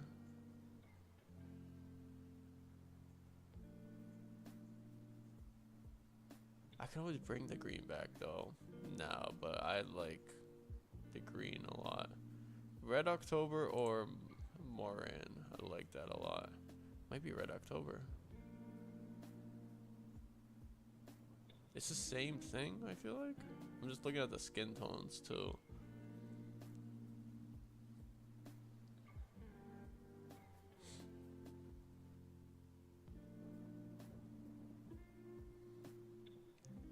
I think I'm going Red October.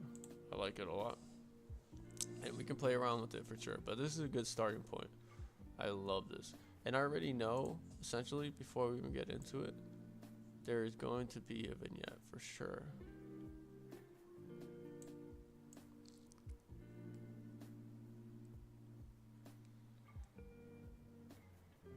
Because I love the framing of the shot and like being under the trees. Really helps like frame it very well. And that's something I love doing myself. So yeah, let's just do the basic kind of corrections. That's where I always start. Let's pull out the green.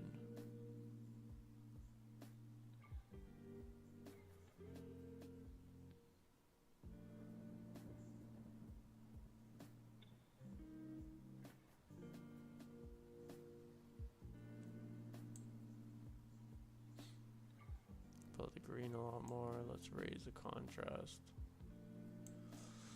Raising the contrast. I think the exposure is fine. Maybe just like a tad bit. Yeah, lower the highlights.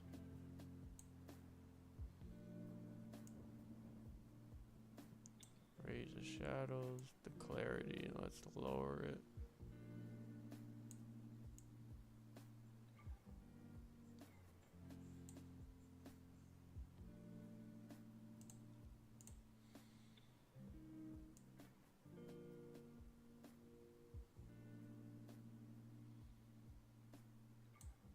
I love like the contrast between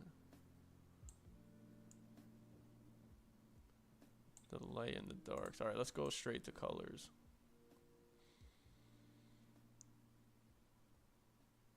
Let's first go to the luminance. We can lower that. The green. Lower the luminance of the green. How about the blue? Just a tad bit.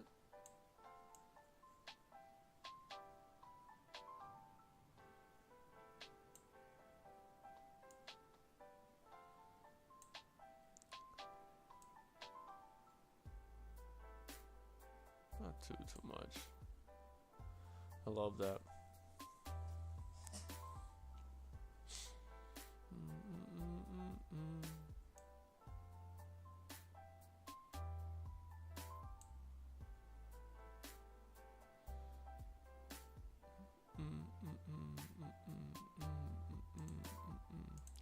The colors themselves are great. I love the preset. The presets already put us at a good spot.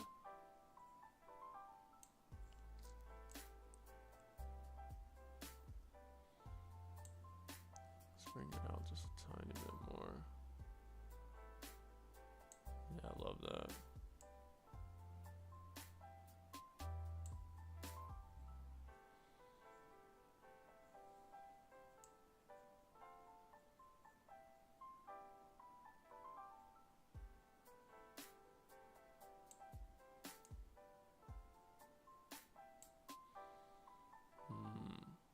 Really cool. Very cool. Alright, let's go back to the color grading, the midtones.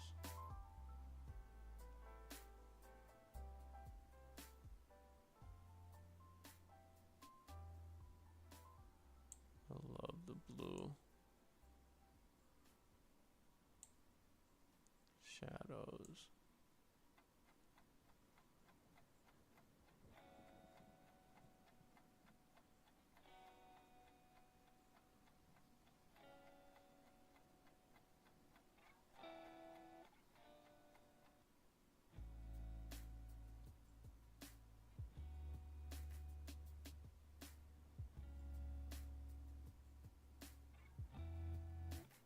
The blue shadows are really cool. I want to lower them though. Yeah, I love that.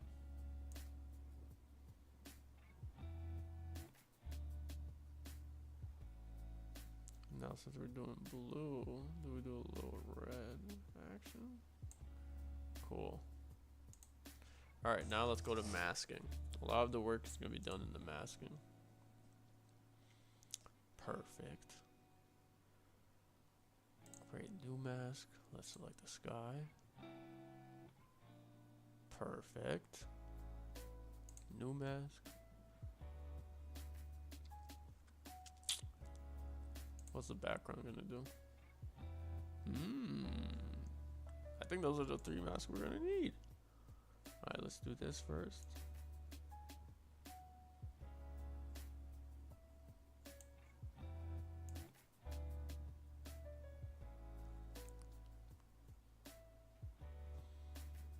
Yeah, I don't want no distractions.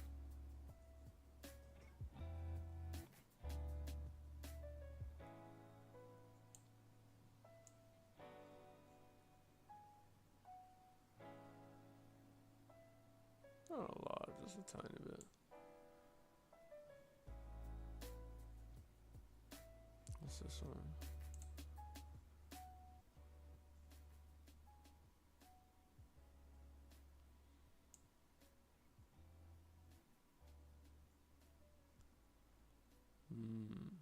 I love that.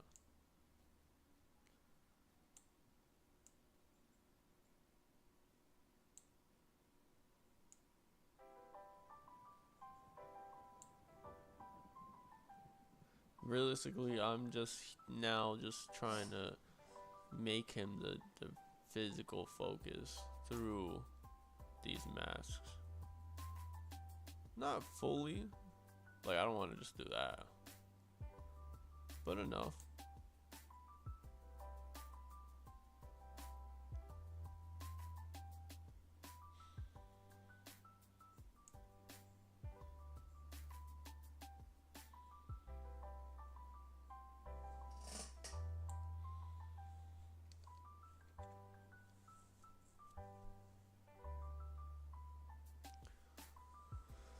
Cool. Now him. Let's bring him up a little bit. Nice. Where are we at?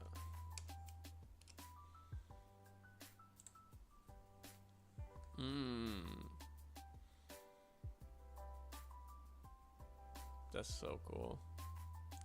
I might make it a little less blue now that I'm looking at it. Color grade.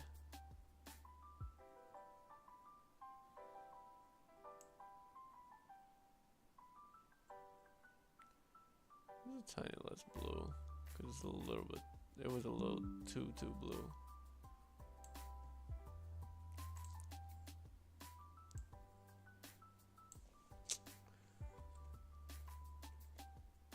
This is where it was before. I just want to. Actually, I did like it. No, I liked it. I like it. I like it for what it was. Let's just sharpen them up just a little bit.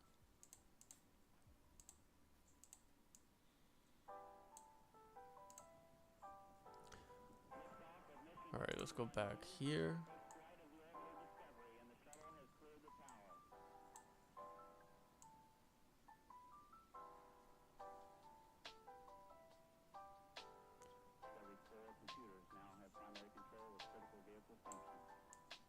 I just need to see this. I'm only doing this just to see it.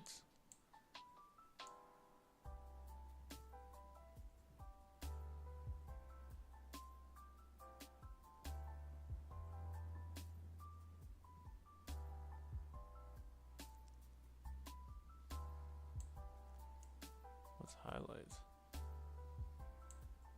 God, we don't need that much. Need a little bit.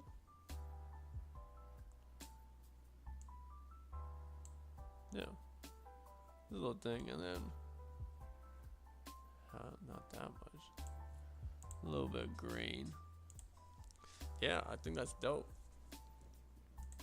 I think that's really dope.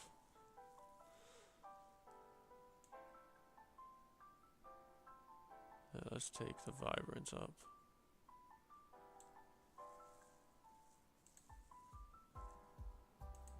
Something that's a cool idea that you can play around with, and I probably could. No, but it's not really a fast boat, so you can't. Like, I was gonna say like motion blur and like the panning technique, but he's not really moving that fast. So it wouldn't really be natural. That would be like taking it a little natural. But yeah. Looking at the before and after, do I like it? I do like it.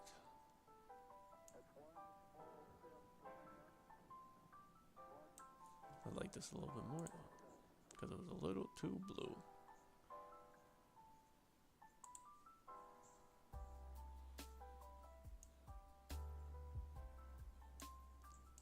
Alright, so it's still just a tiny bit too blue, which is not bad, but a little less. Or should we go down a bit? I like it. I like it a lot. Let's do, I just want to fix one thing. I do want to bring up the highlights just a little bit, because I love the reflection of like the water and the ripples in the water. It's really, really cool. So I want to bring that out a little bit.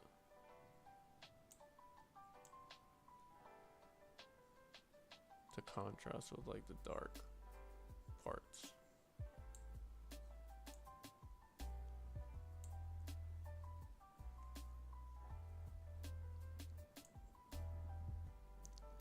Could also make it a little less clear than the rest.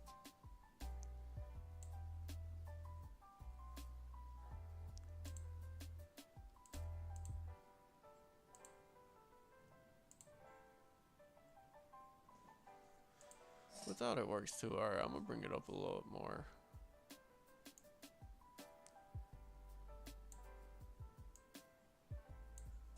Yeah, I like that.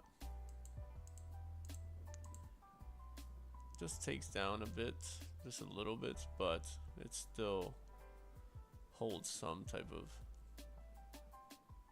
like without it, with it, without it. Both can work. Just helps retain some information to certain parts that are lacking. All right, so this is our final piece. So we started from there and we took it over to here. Basically, it's found a color grade for it, accentuated some parts of it, accentuated the kind of framing with the tree in the way, and made it to that. That is kind of the direction, and this to me feels complete.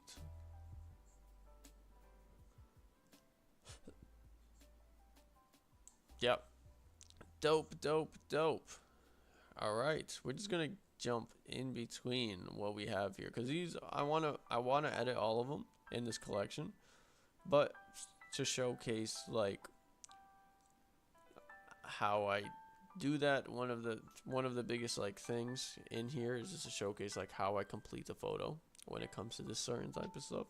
So we did this photo, and now we did this photo with a singular subject. Let's jump into kind of let's do landscape. I like this landscape a lot. So already I kind of know, just looking at this photo, I want to make this the focal point for sure, and let's see how we can do that.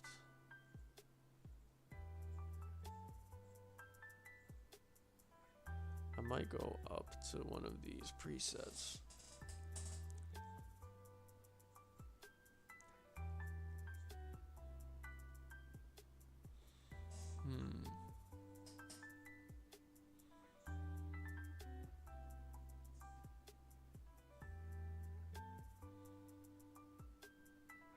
Could do black and white. Black and white's interesting right now. because it is just white. That's the thing. It is just white. If I want to make it as a focus, and if nothing else kind of grabs my attention to like the color scheme of the landscape around it, I might just do black and white to fit that concept for me. But you don't have to. That's just what I'm like looking at the moment. Like, this is cool too. Is this in focus? It is in focus. Somewhat in focus.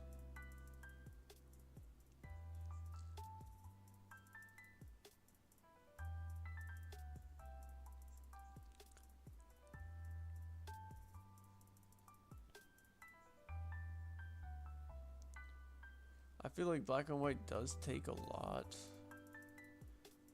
out of the detail though. Does it? Let's try urban architecture.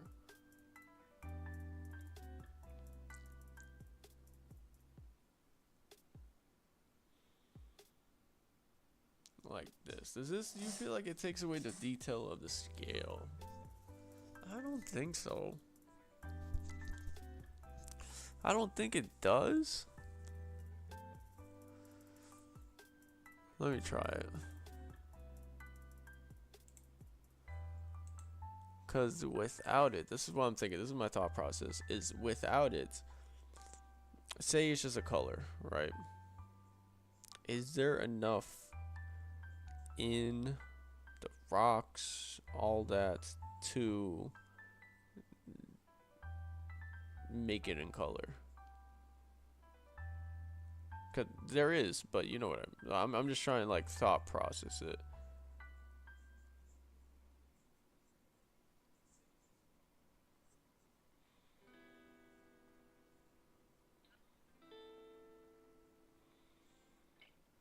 I love like just the contrast of the dark landscape to this then man-made white thing in the distance. That's what I'm thinking of, and I've done that before, so I do like this.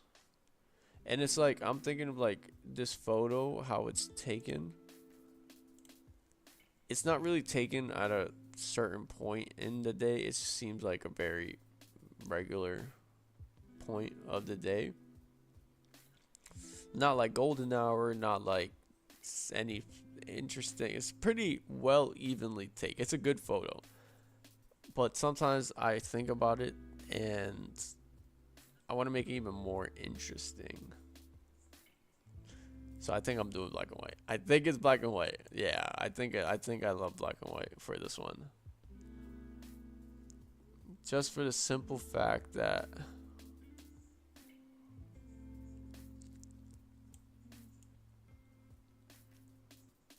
I do want to make it the focal point and contradict it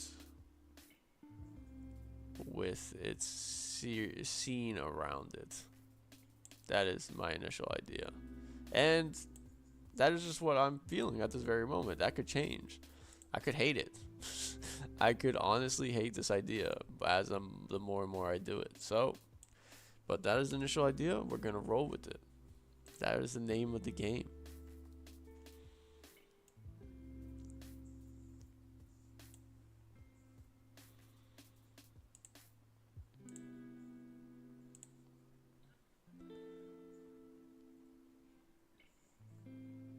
Let me subtract. So this is where I need to be picky with my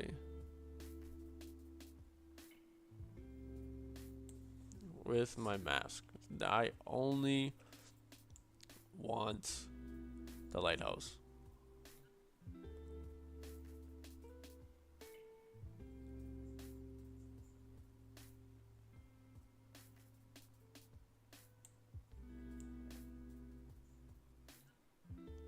But yeah, if you guys are enjoying the stream again, as I'm doing this, please make sure you like the stream. Please make sure you are subscribed if you are new here. I need to start saying that more often. I always forget. I forget, like, as a YouTuber, I kind of have to keep saying that. Um, it's like it's in the contract of being a YouTuber. You have to keep saying that. But yeah, but please, if you haven't already, like the stream, be subscribed. I know a lot of people are new here and that are tuned into the streams. It gets recommended to a lot of people. So yeah, we do some really cool stuff around here. We just did our first giveaway, the winner. And if King of Loners, if you are tuned in now, you were the winner. If you already made it this far into the stream and you didn't know, you have until Monday to reply to my comment that I did on the video with your email, and we will get it done. But yeah, we do some cool stuff around here. And if you are new, and I mean, you probably are watching this like as a regular video, but YouTube, after a stream is done, puts this as a regular video on the channel. That is kind of why I wanted to stream on YouTube. Well, one is my platform, my kind of, not my platform, but like my lead platform in what I do. It's like my focus at the current moment. So yeah.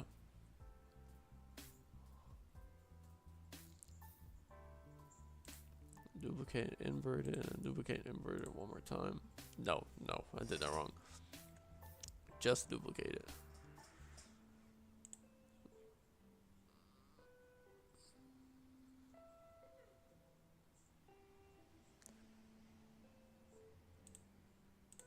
Now let's, what is this?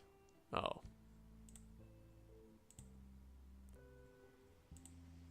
No, keep that one.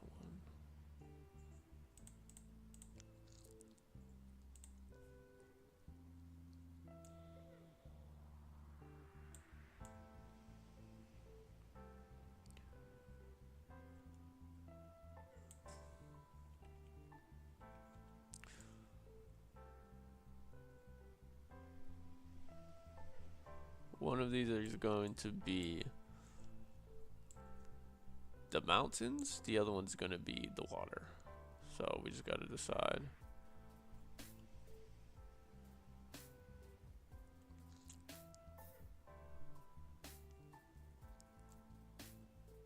This one's going to be the water. I've decided.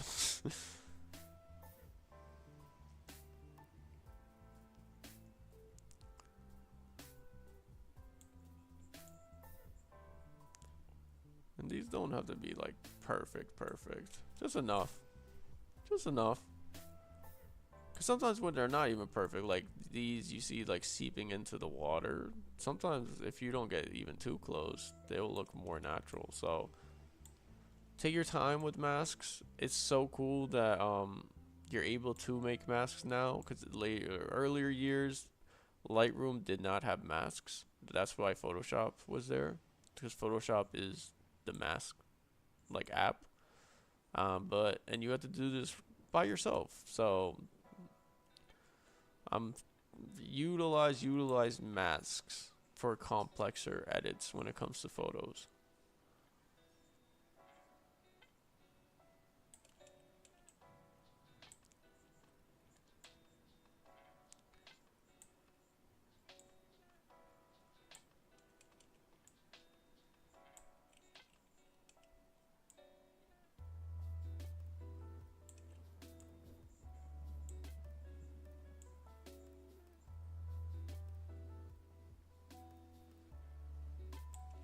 And I like this. This is very therapeutic. Some people don't have the patience for this. There's better automated ways. Maybe Photoshop is your way because you can do this more efficiently on Photoshop.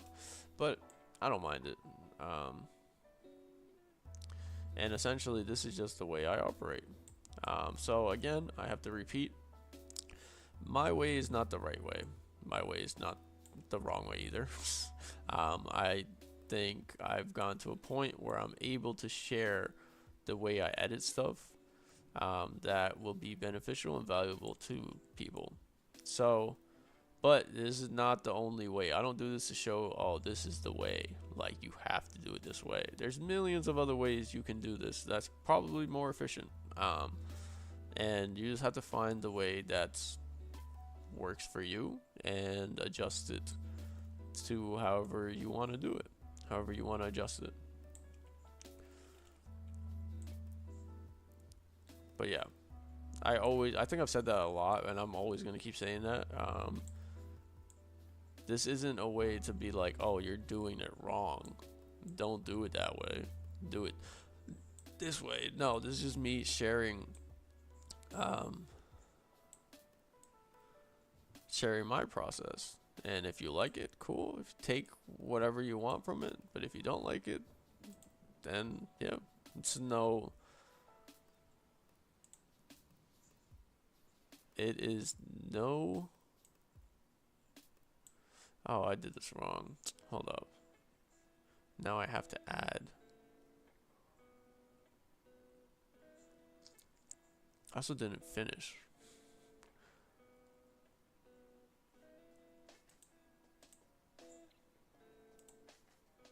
I also did not finish.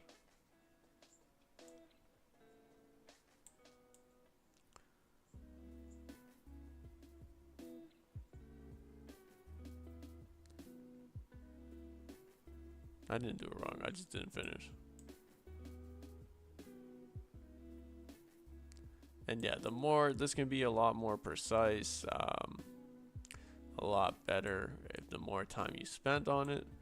But again, it doesn't have to be perfect, unless you want it to be. But for this example, it doesn't have to be perfect.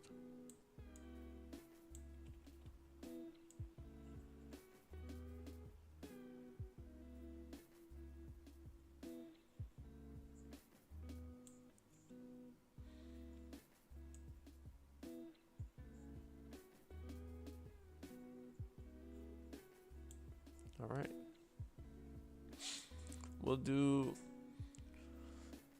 Let's do this first.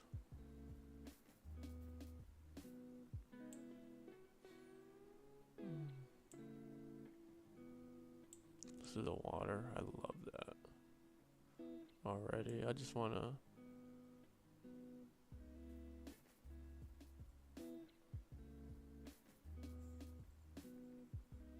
Just want to match it up to the mountain as much as possible.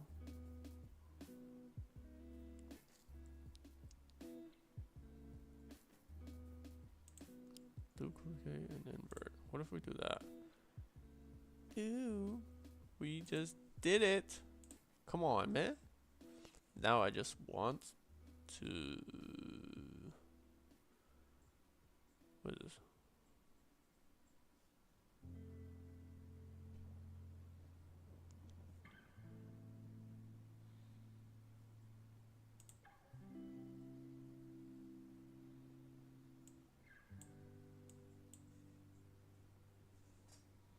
Am I doing the right thing?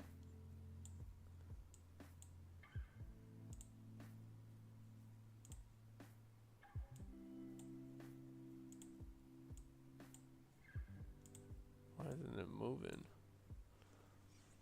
Confused. A little confused, not gonna lie.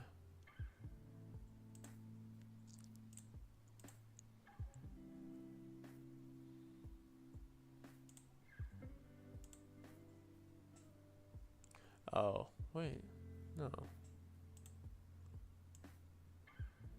Alright, I guess that worked. I don't know what was happening, but.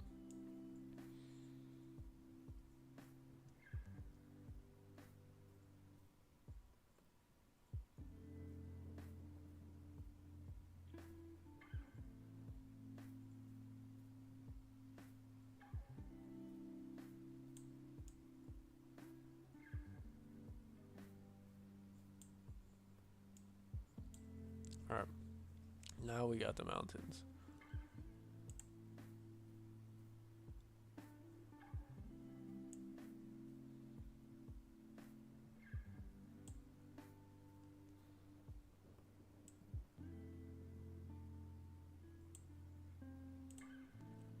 Cool. Let's.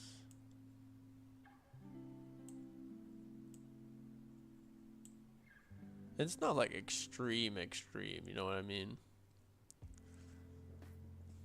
Like, that's good enough for now. Let's now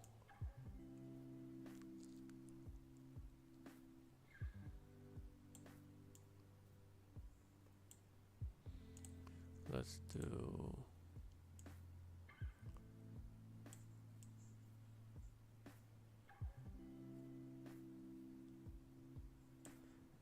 actually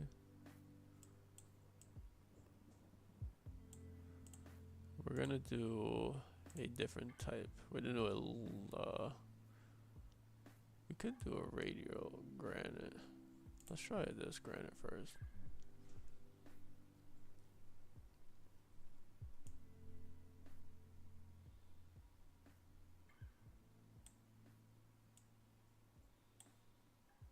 If we do that, it's too far away.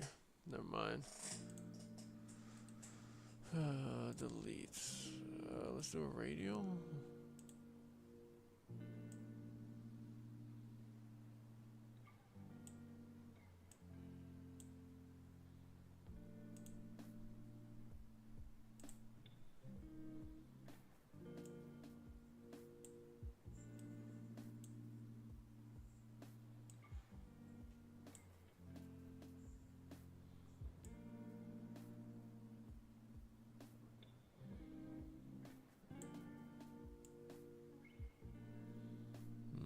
I like that.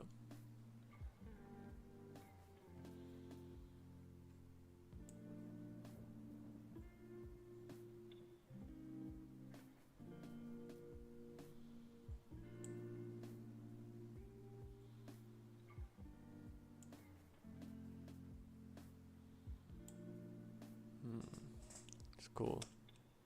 Alright, yeah, it doesn't have to be like extreme, but that's kind of the idea. Like your focus, your eye immediately as soon as you see this photo goes here and everything else follows. That's kind of the basic concept.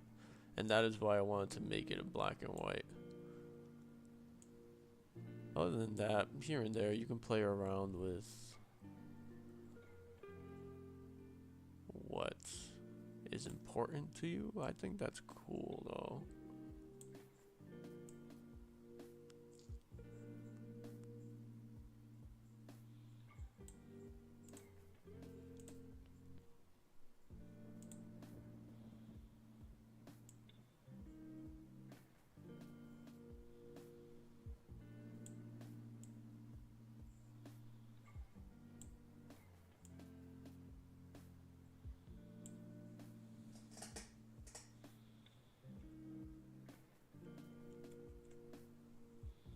I think that's cool. Alright, I like that where it is. So from before to after. And yeah, the whole process with this, as soon as I viewed it, in the beginning my initial thought was I wanted the lighthouse to be the focal point. And I ended up going black and white because it's an all kind of white structure anyways. And yeah, that is the best to contrast the two. But yeah, you can take this any other way, and like looking at it now, I could have taken it some other way too. Say if I create a virtual copy, one of them, and then for the other one, say I did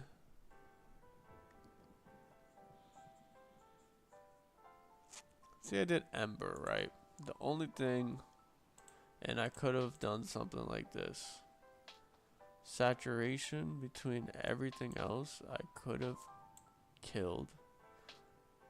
And the only thing I get is like the red. I could have done it that way too.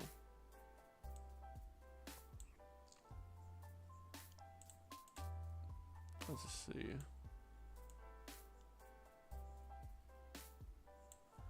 And just add a little bit more color to it than this, but you don't lose a lot, so I went with that. That was the only kind of thing with it, but yeah, let's move on to another photo. Let's do another like architecture photo. So when I'm taking pictures of architecture, especially pictures like this, the biggest thing that I like to do is focus on symmetry.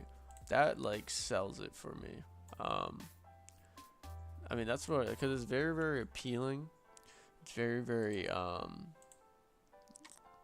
friendly to the eye, and a lot of people love symmetry. It's very what is it? It's really a big part of making a photo photogenic, and that is the symmetry of it. So before we even get into that, I want to make sure we can make this as symmetrical as possible.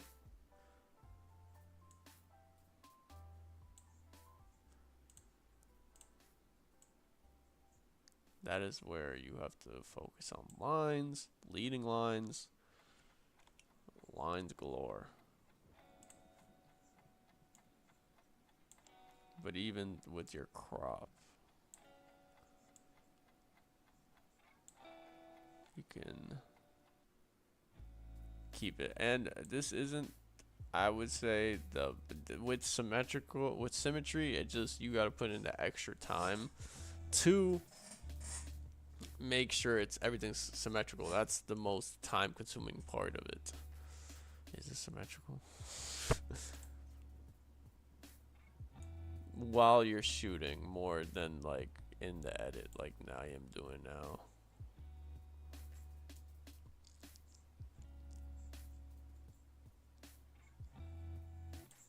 We'll make these the main pick, and if it's not all symmetrical, pick one spot, and just, even if it's one spot that's symmetrical, then that is what you will do. Because the best case scenario, everything is symmetrical, but you have to put time in while you're shooting to make everything symmetrical.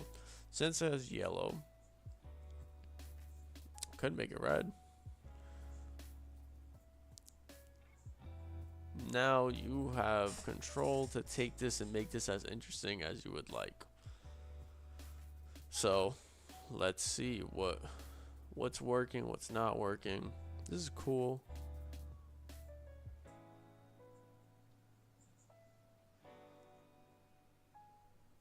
But we are essentially building the world now. And okay, so this is going to be our last photo for this session, and we're going to pick up next stream Saturday with the rest of these photos. I think for sure the next stream is going to be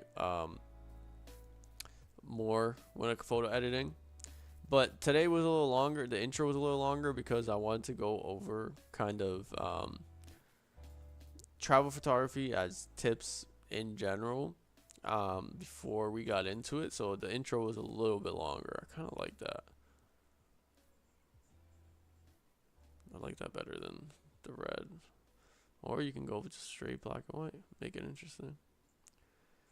When you're going black and white, it's really just focus on the highlights and stuff like that more than anything else.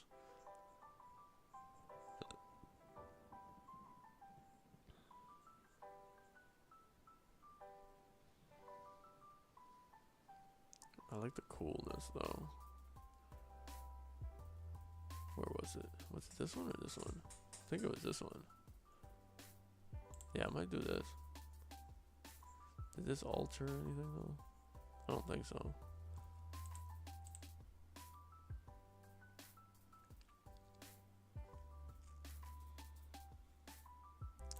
Alright, now let's get into it.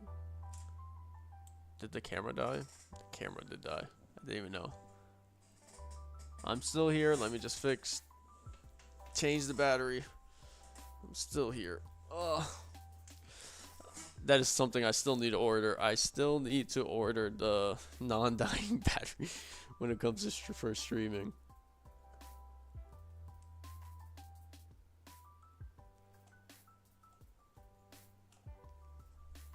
One second, just switching out the camera battery.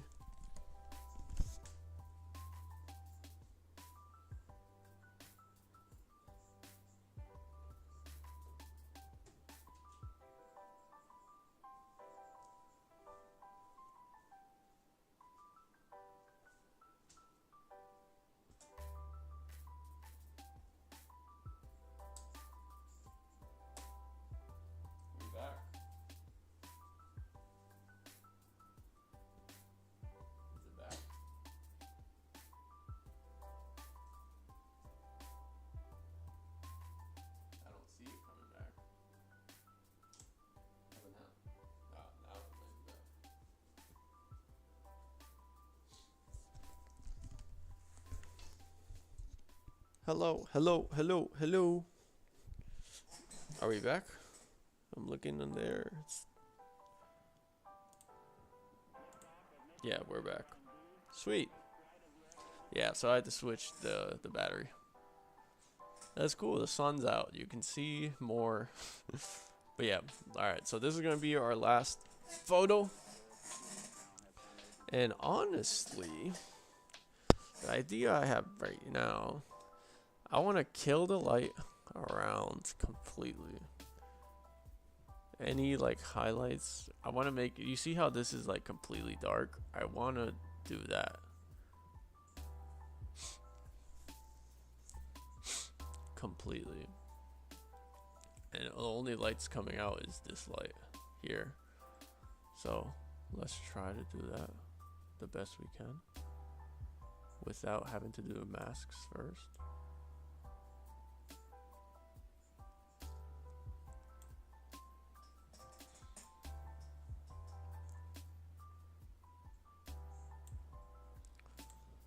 Actually, let's see the masks. Is this gonna have a subject? Nope. That did absolutely nothing. Background? It just selected everything.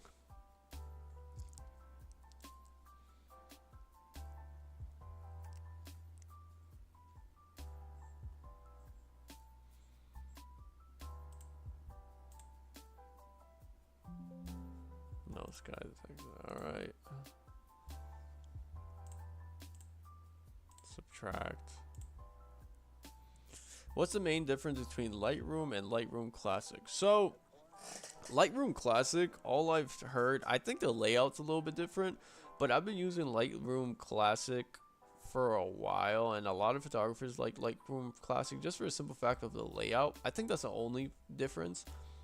I think everything else is still the same. I've just been using Lightroom Classic from the moment I hopped on Lightroom, so it's just what I'm used to. From the layout to how it operates, I don't think there's much difference. But I think whatever you use is still relatively the same. I'll double check that, but I do not think there's a huge difference other than like the layout of everything. That's like here of everything, all the tools and stuff like that. But other than that, I think they're pretty much the same, and it's just a preference on what you want to use. But yeah, I don't think there's a difference. But what's up? And Nick Alex Game, welcome to the stream. You've been in 2 streams in a row now, so yeah, ask away. We are currently, so in this stream I'm talking about like travel photography, and then a lot in the beginning that if you are interested to hear, we went through like a video on my channel that I made about 2 years ago. Like it's called 5 tips of for travel photography, and I kind of just break it down. And this kind of, I'm just showcasing how I like complete a photo in the editing process, because it's tied into the process of how I kind of shoot my travel work. And in the editing process is where the photo kind of comes to life. I kind of do my process consists of snapshot photography. So I take a lot of photos while I'm out and while I'm exploring, traveling, in that kind of way. And I don't check them until I open them up on the computer to see what I have. And essentially the photo is created here in the editing process. So yeah, that is what I'm doing right now. This is our last photo that we're going to be editing today, but next stream we have a bunch of other photos that we are doing. So far we did this one, and this one,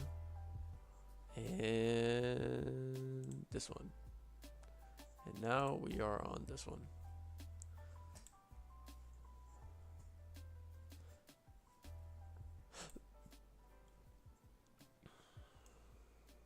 It may be just easier just to create a brush.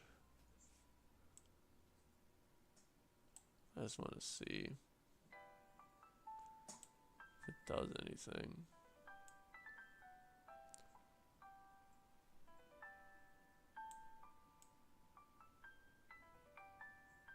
Yeah, no. We're just gonna, okay. I'm gonna delete this. I'm literally just going to make a brush.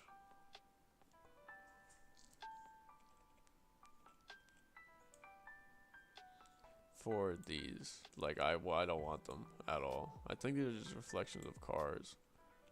But I do not want them.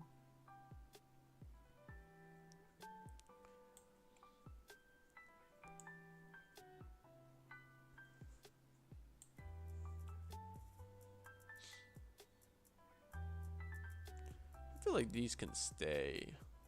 I don't know. Let's see how I feel about it.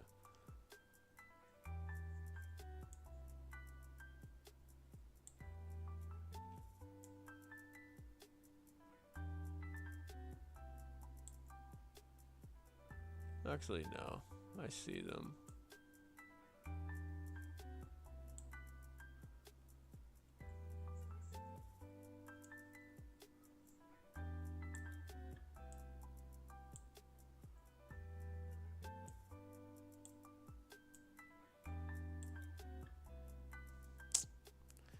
Let me, hold up. Let me just do the big, like, reflections that I see first. That I want gone. And then we'll do the rest.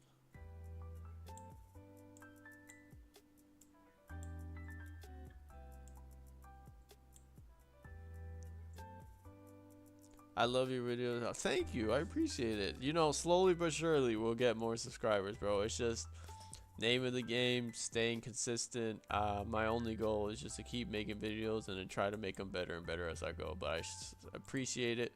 I appreciate you so much for tuning in, for coming by to the stream. But yeah, slowly but surely we will get there.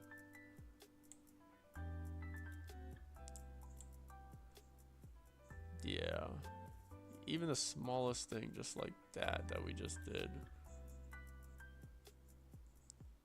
just helped a lot.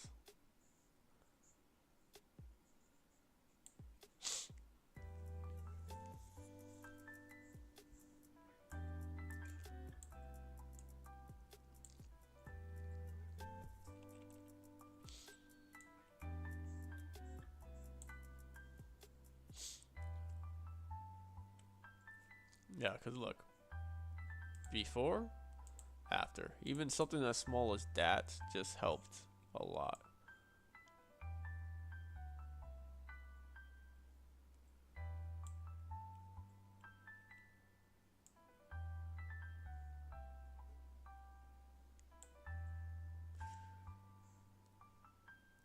I kind of like that. Yeah, we'll leave that. All right. Sweet. Dope. So now, what I want to do.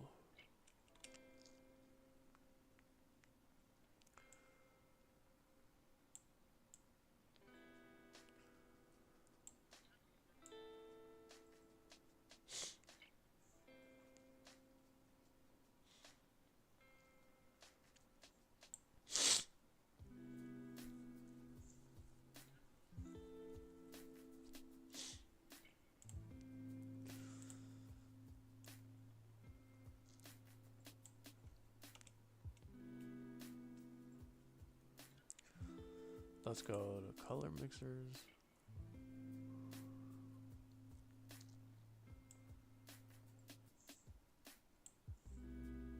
Yellow definitely need to bring it up.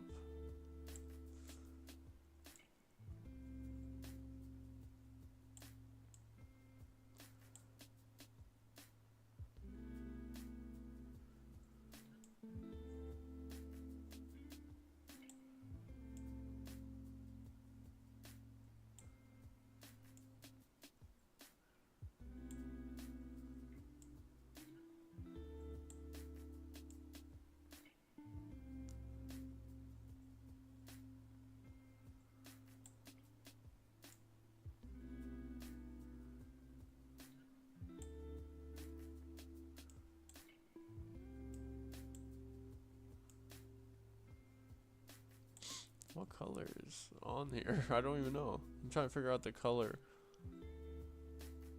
What color is this? Oh, it's just black. Oh, okay. All right.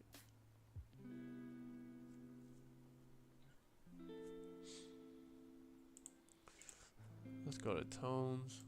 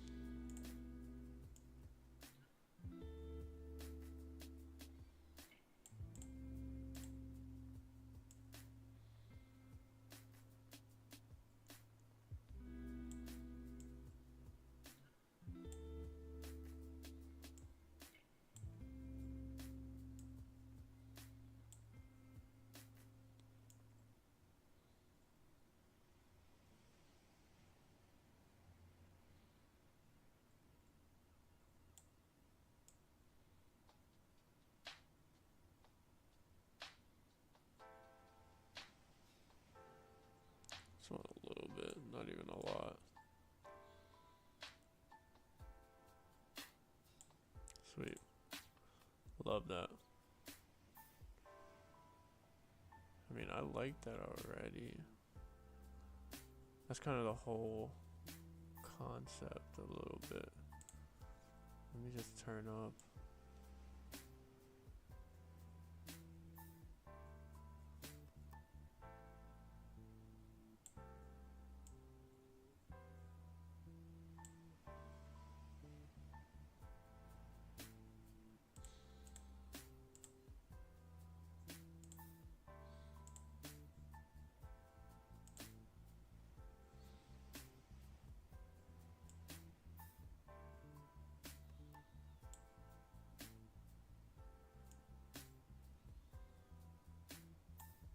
All right. Yeah, I know. I like that a lot.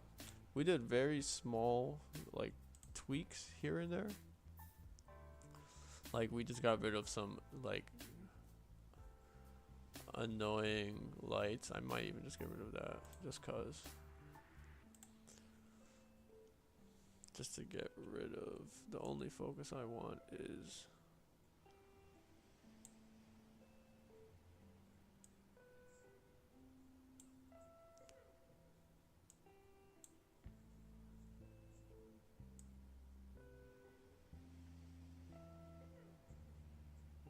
and this is just me being picky now.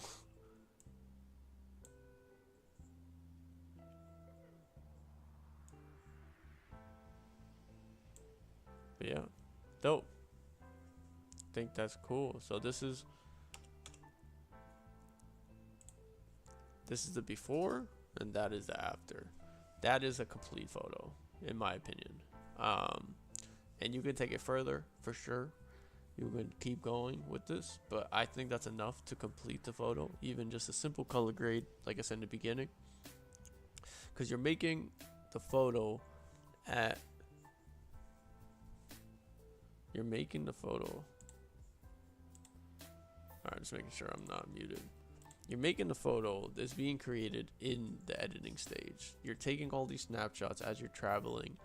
And yeah, that now this is when I sit down and I find what I like on a photo, and then go from there. Let the edit kind of guide me into building out my story, building out my substance to the photo. That's the whole point. So yeah, this is the last one we're doing today. It's a little, we didn't get through a lot more of them because the majority of the stream was to just kind of set the scene and give you guys a background on the whole thing when it comes to travel photography. But we have all these other photos. The next stream we're gonna it's mainly gonna be an editing stream, so we're gonna edit the rest of these photos, and then I'll put it together because I want to post them on Instagram, and I'll compile them into a collection and show you guys how I post them on Instagram and stuff like that. But yeah, that's the last photo for today. We have all these other photos to edit. So next week is gonna be less talking, more editing. For sure. But yeah, before that, but yeah, I hope this one was our first one that we edited. This is the before and after. This one was our second. This is the before and after where we took the photo. And the third one, we ended up going black and white route to this to just make this a focal point. And now for the last one, we did that. So yeah, that was it. So for the final thing before I do the outro is Lonely King of Loners. You have been the winner of the giveaway that we were doing this week. For this video, you were the winner. I commented and it said, please send me your email. You can comment it straight back on that comment with your email. You can pick any one of these templates that's on easyedit.pro that they have. Making sure I'm not muted on their website. Pick any edit. I'm gonna link you to an email thread, and once you have the one that you want, that's all you need. They'll set you up. They'll give it to you. You have until Monday. I'm giving you until Monday. If you don't respond by Monday, I'm gonna redraw, and there's gonna be a new winner. I really want to give someone a pack, so yeah, that is the thing. So with the redraw, everyone else is just gonna be added the same way. You guys don't have to do anything, but yeah, that is the last piece that I kind of really just wanted to finish it off with and just say it one more time. But yeah, thank you guys for a great stream. I had a really dope stream. I'll see you guys next week. Thank you guys for tuning in always. Thank you guys for showing love to the videos. And yeah, that's kind of everything with it. What else am I missing? I'm trying to think if there's anything else I am missing at this very moment. I don't think so. I think that's it.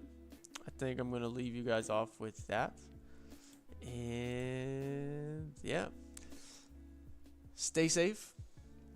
Always do what you love, and we will be back live next week. Thank you guys. Thank you so much. Enjoy the rest of your weekend. Enjoy the rest of your Saturday. And yeah, peace. I'll catch you all in the next one.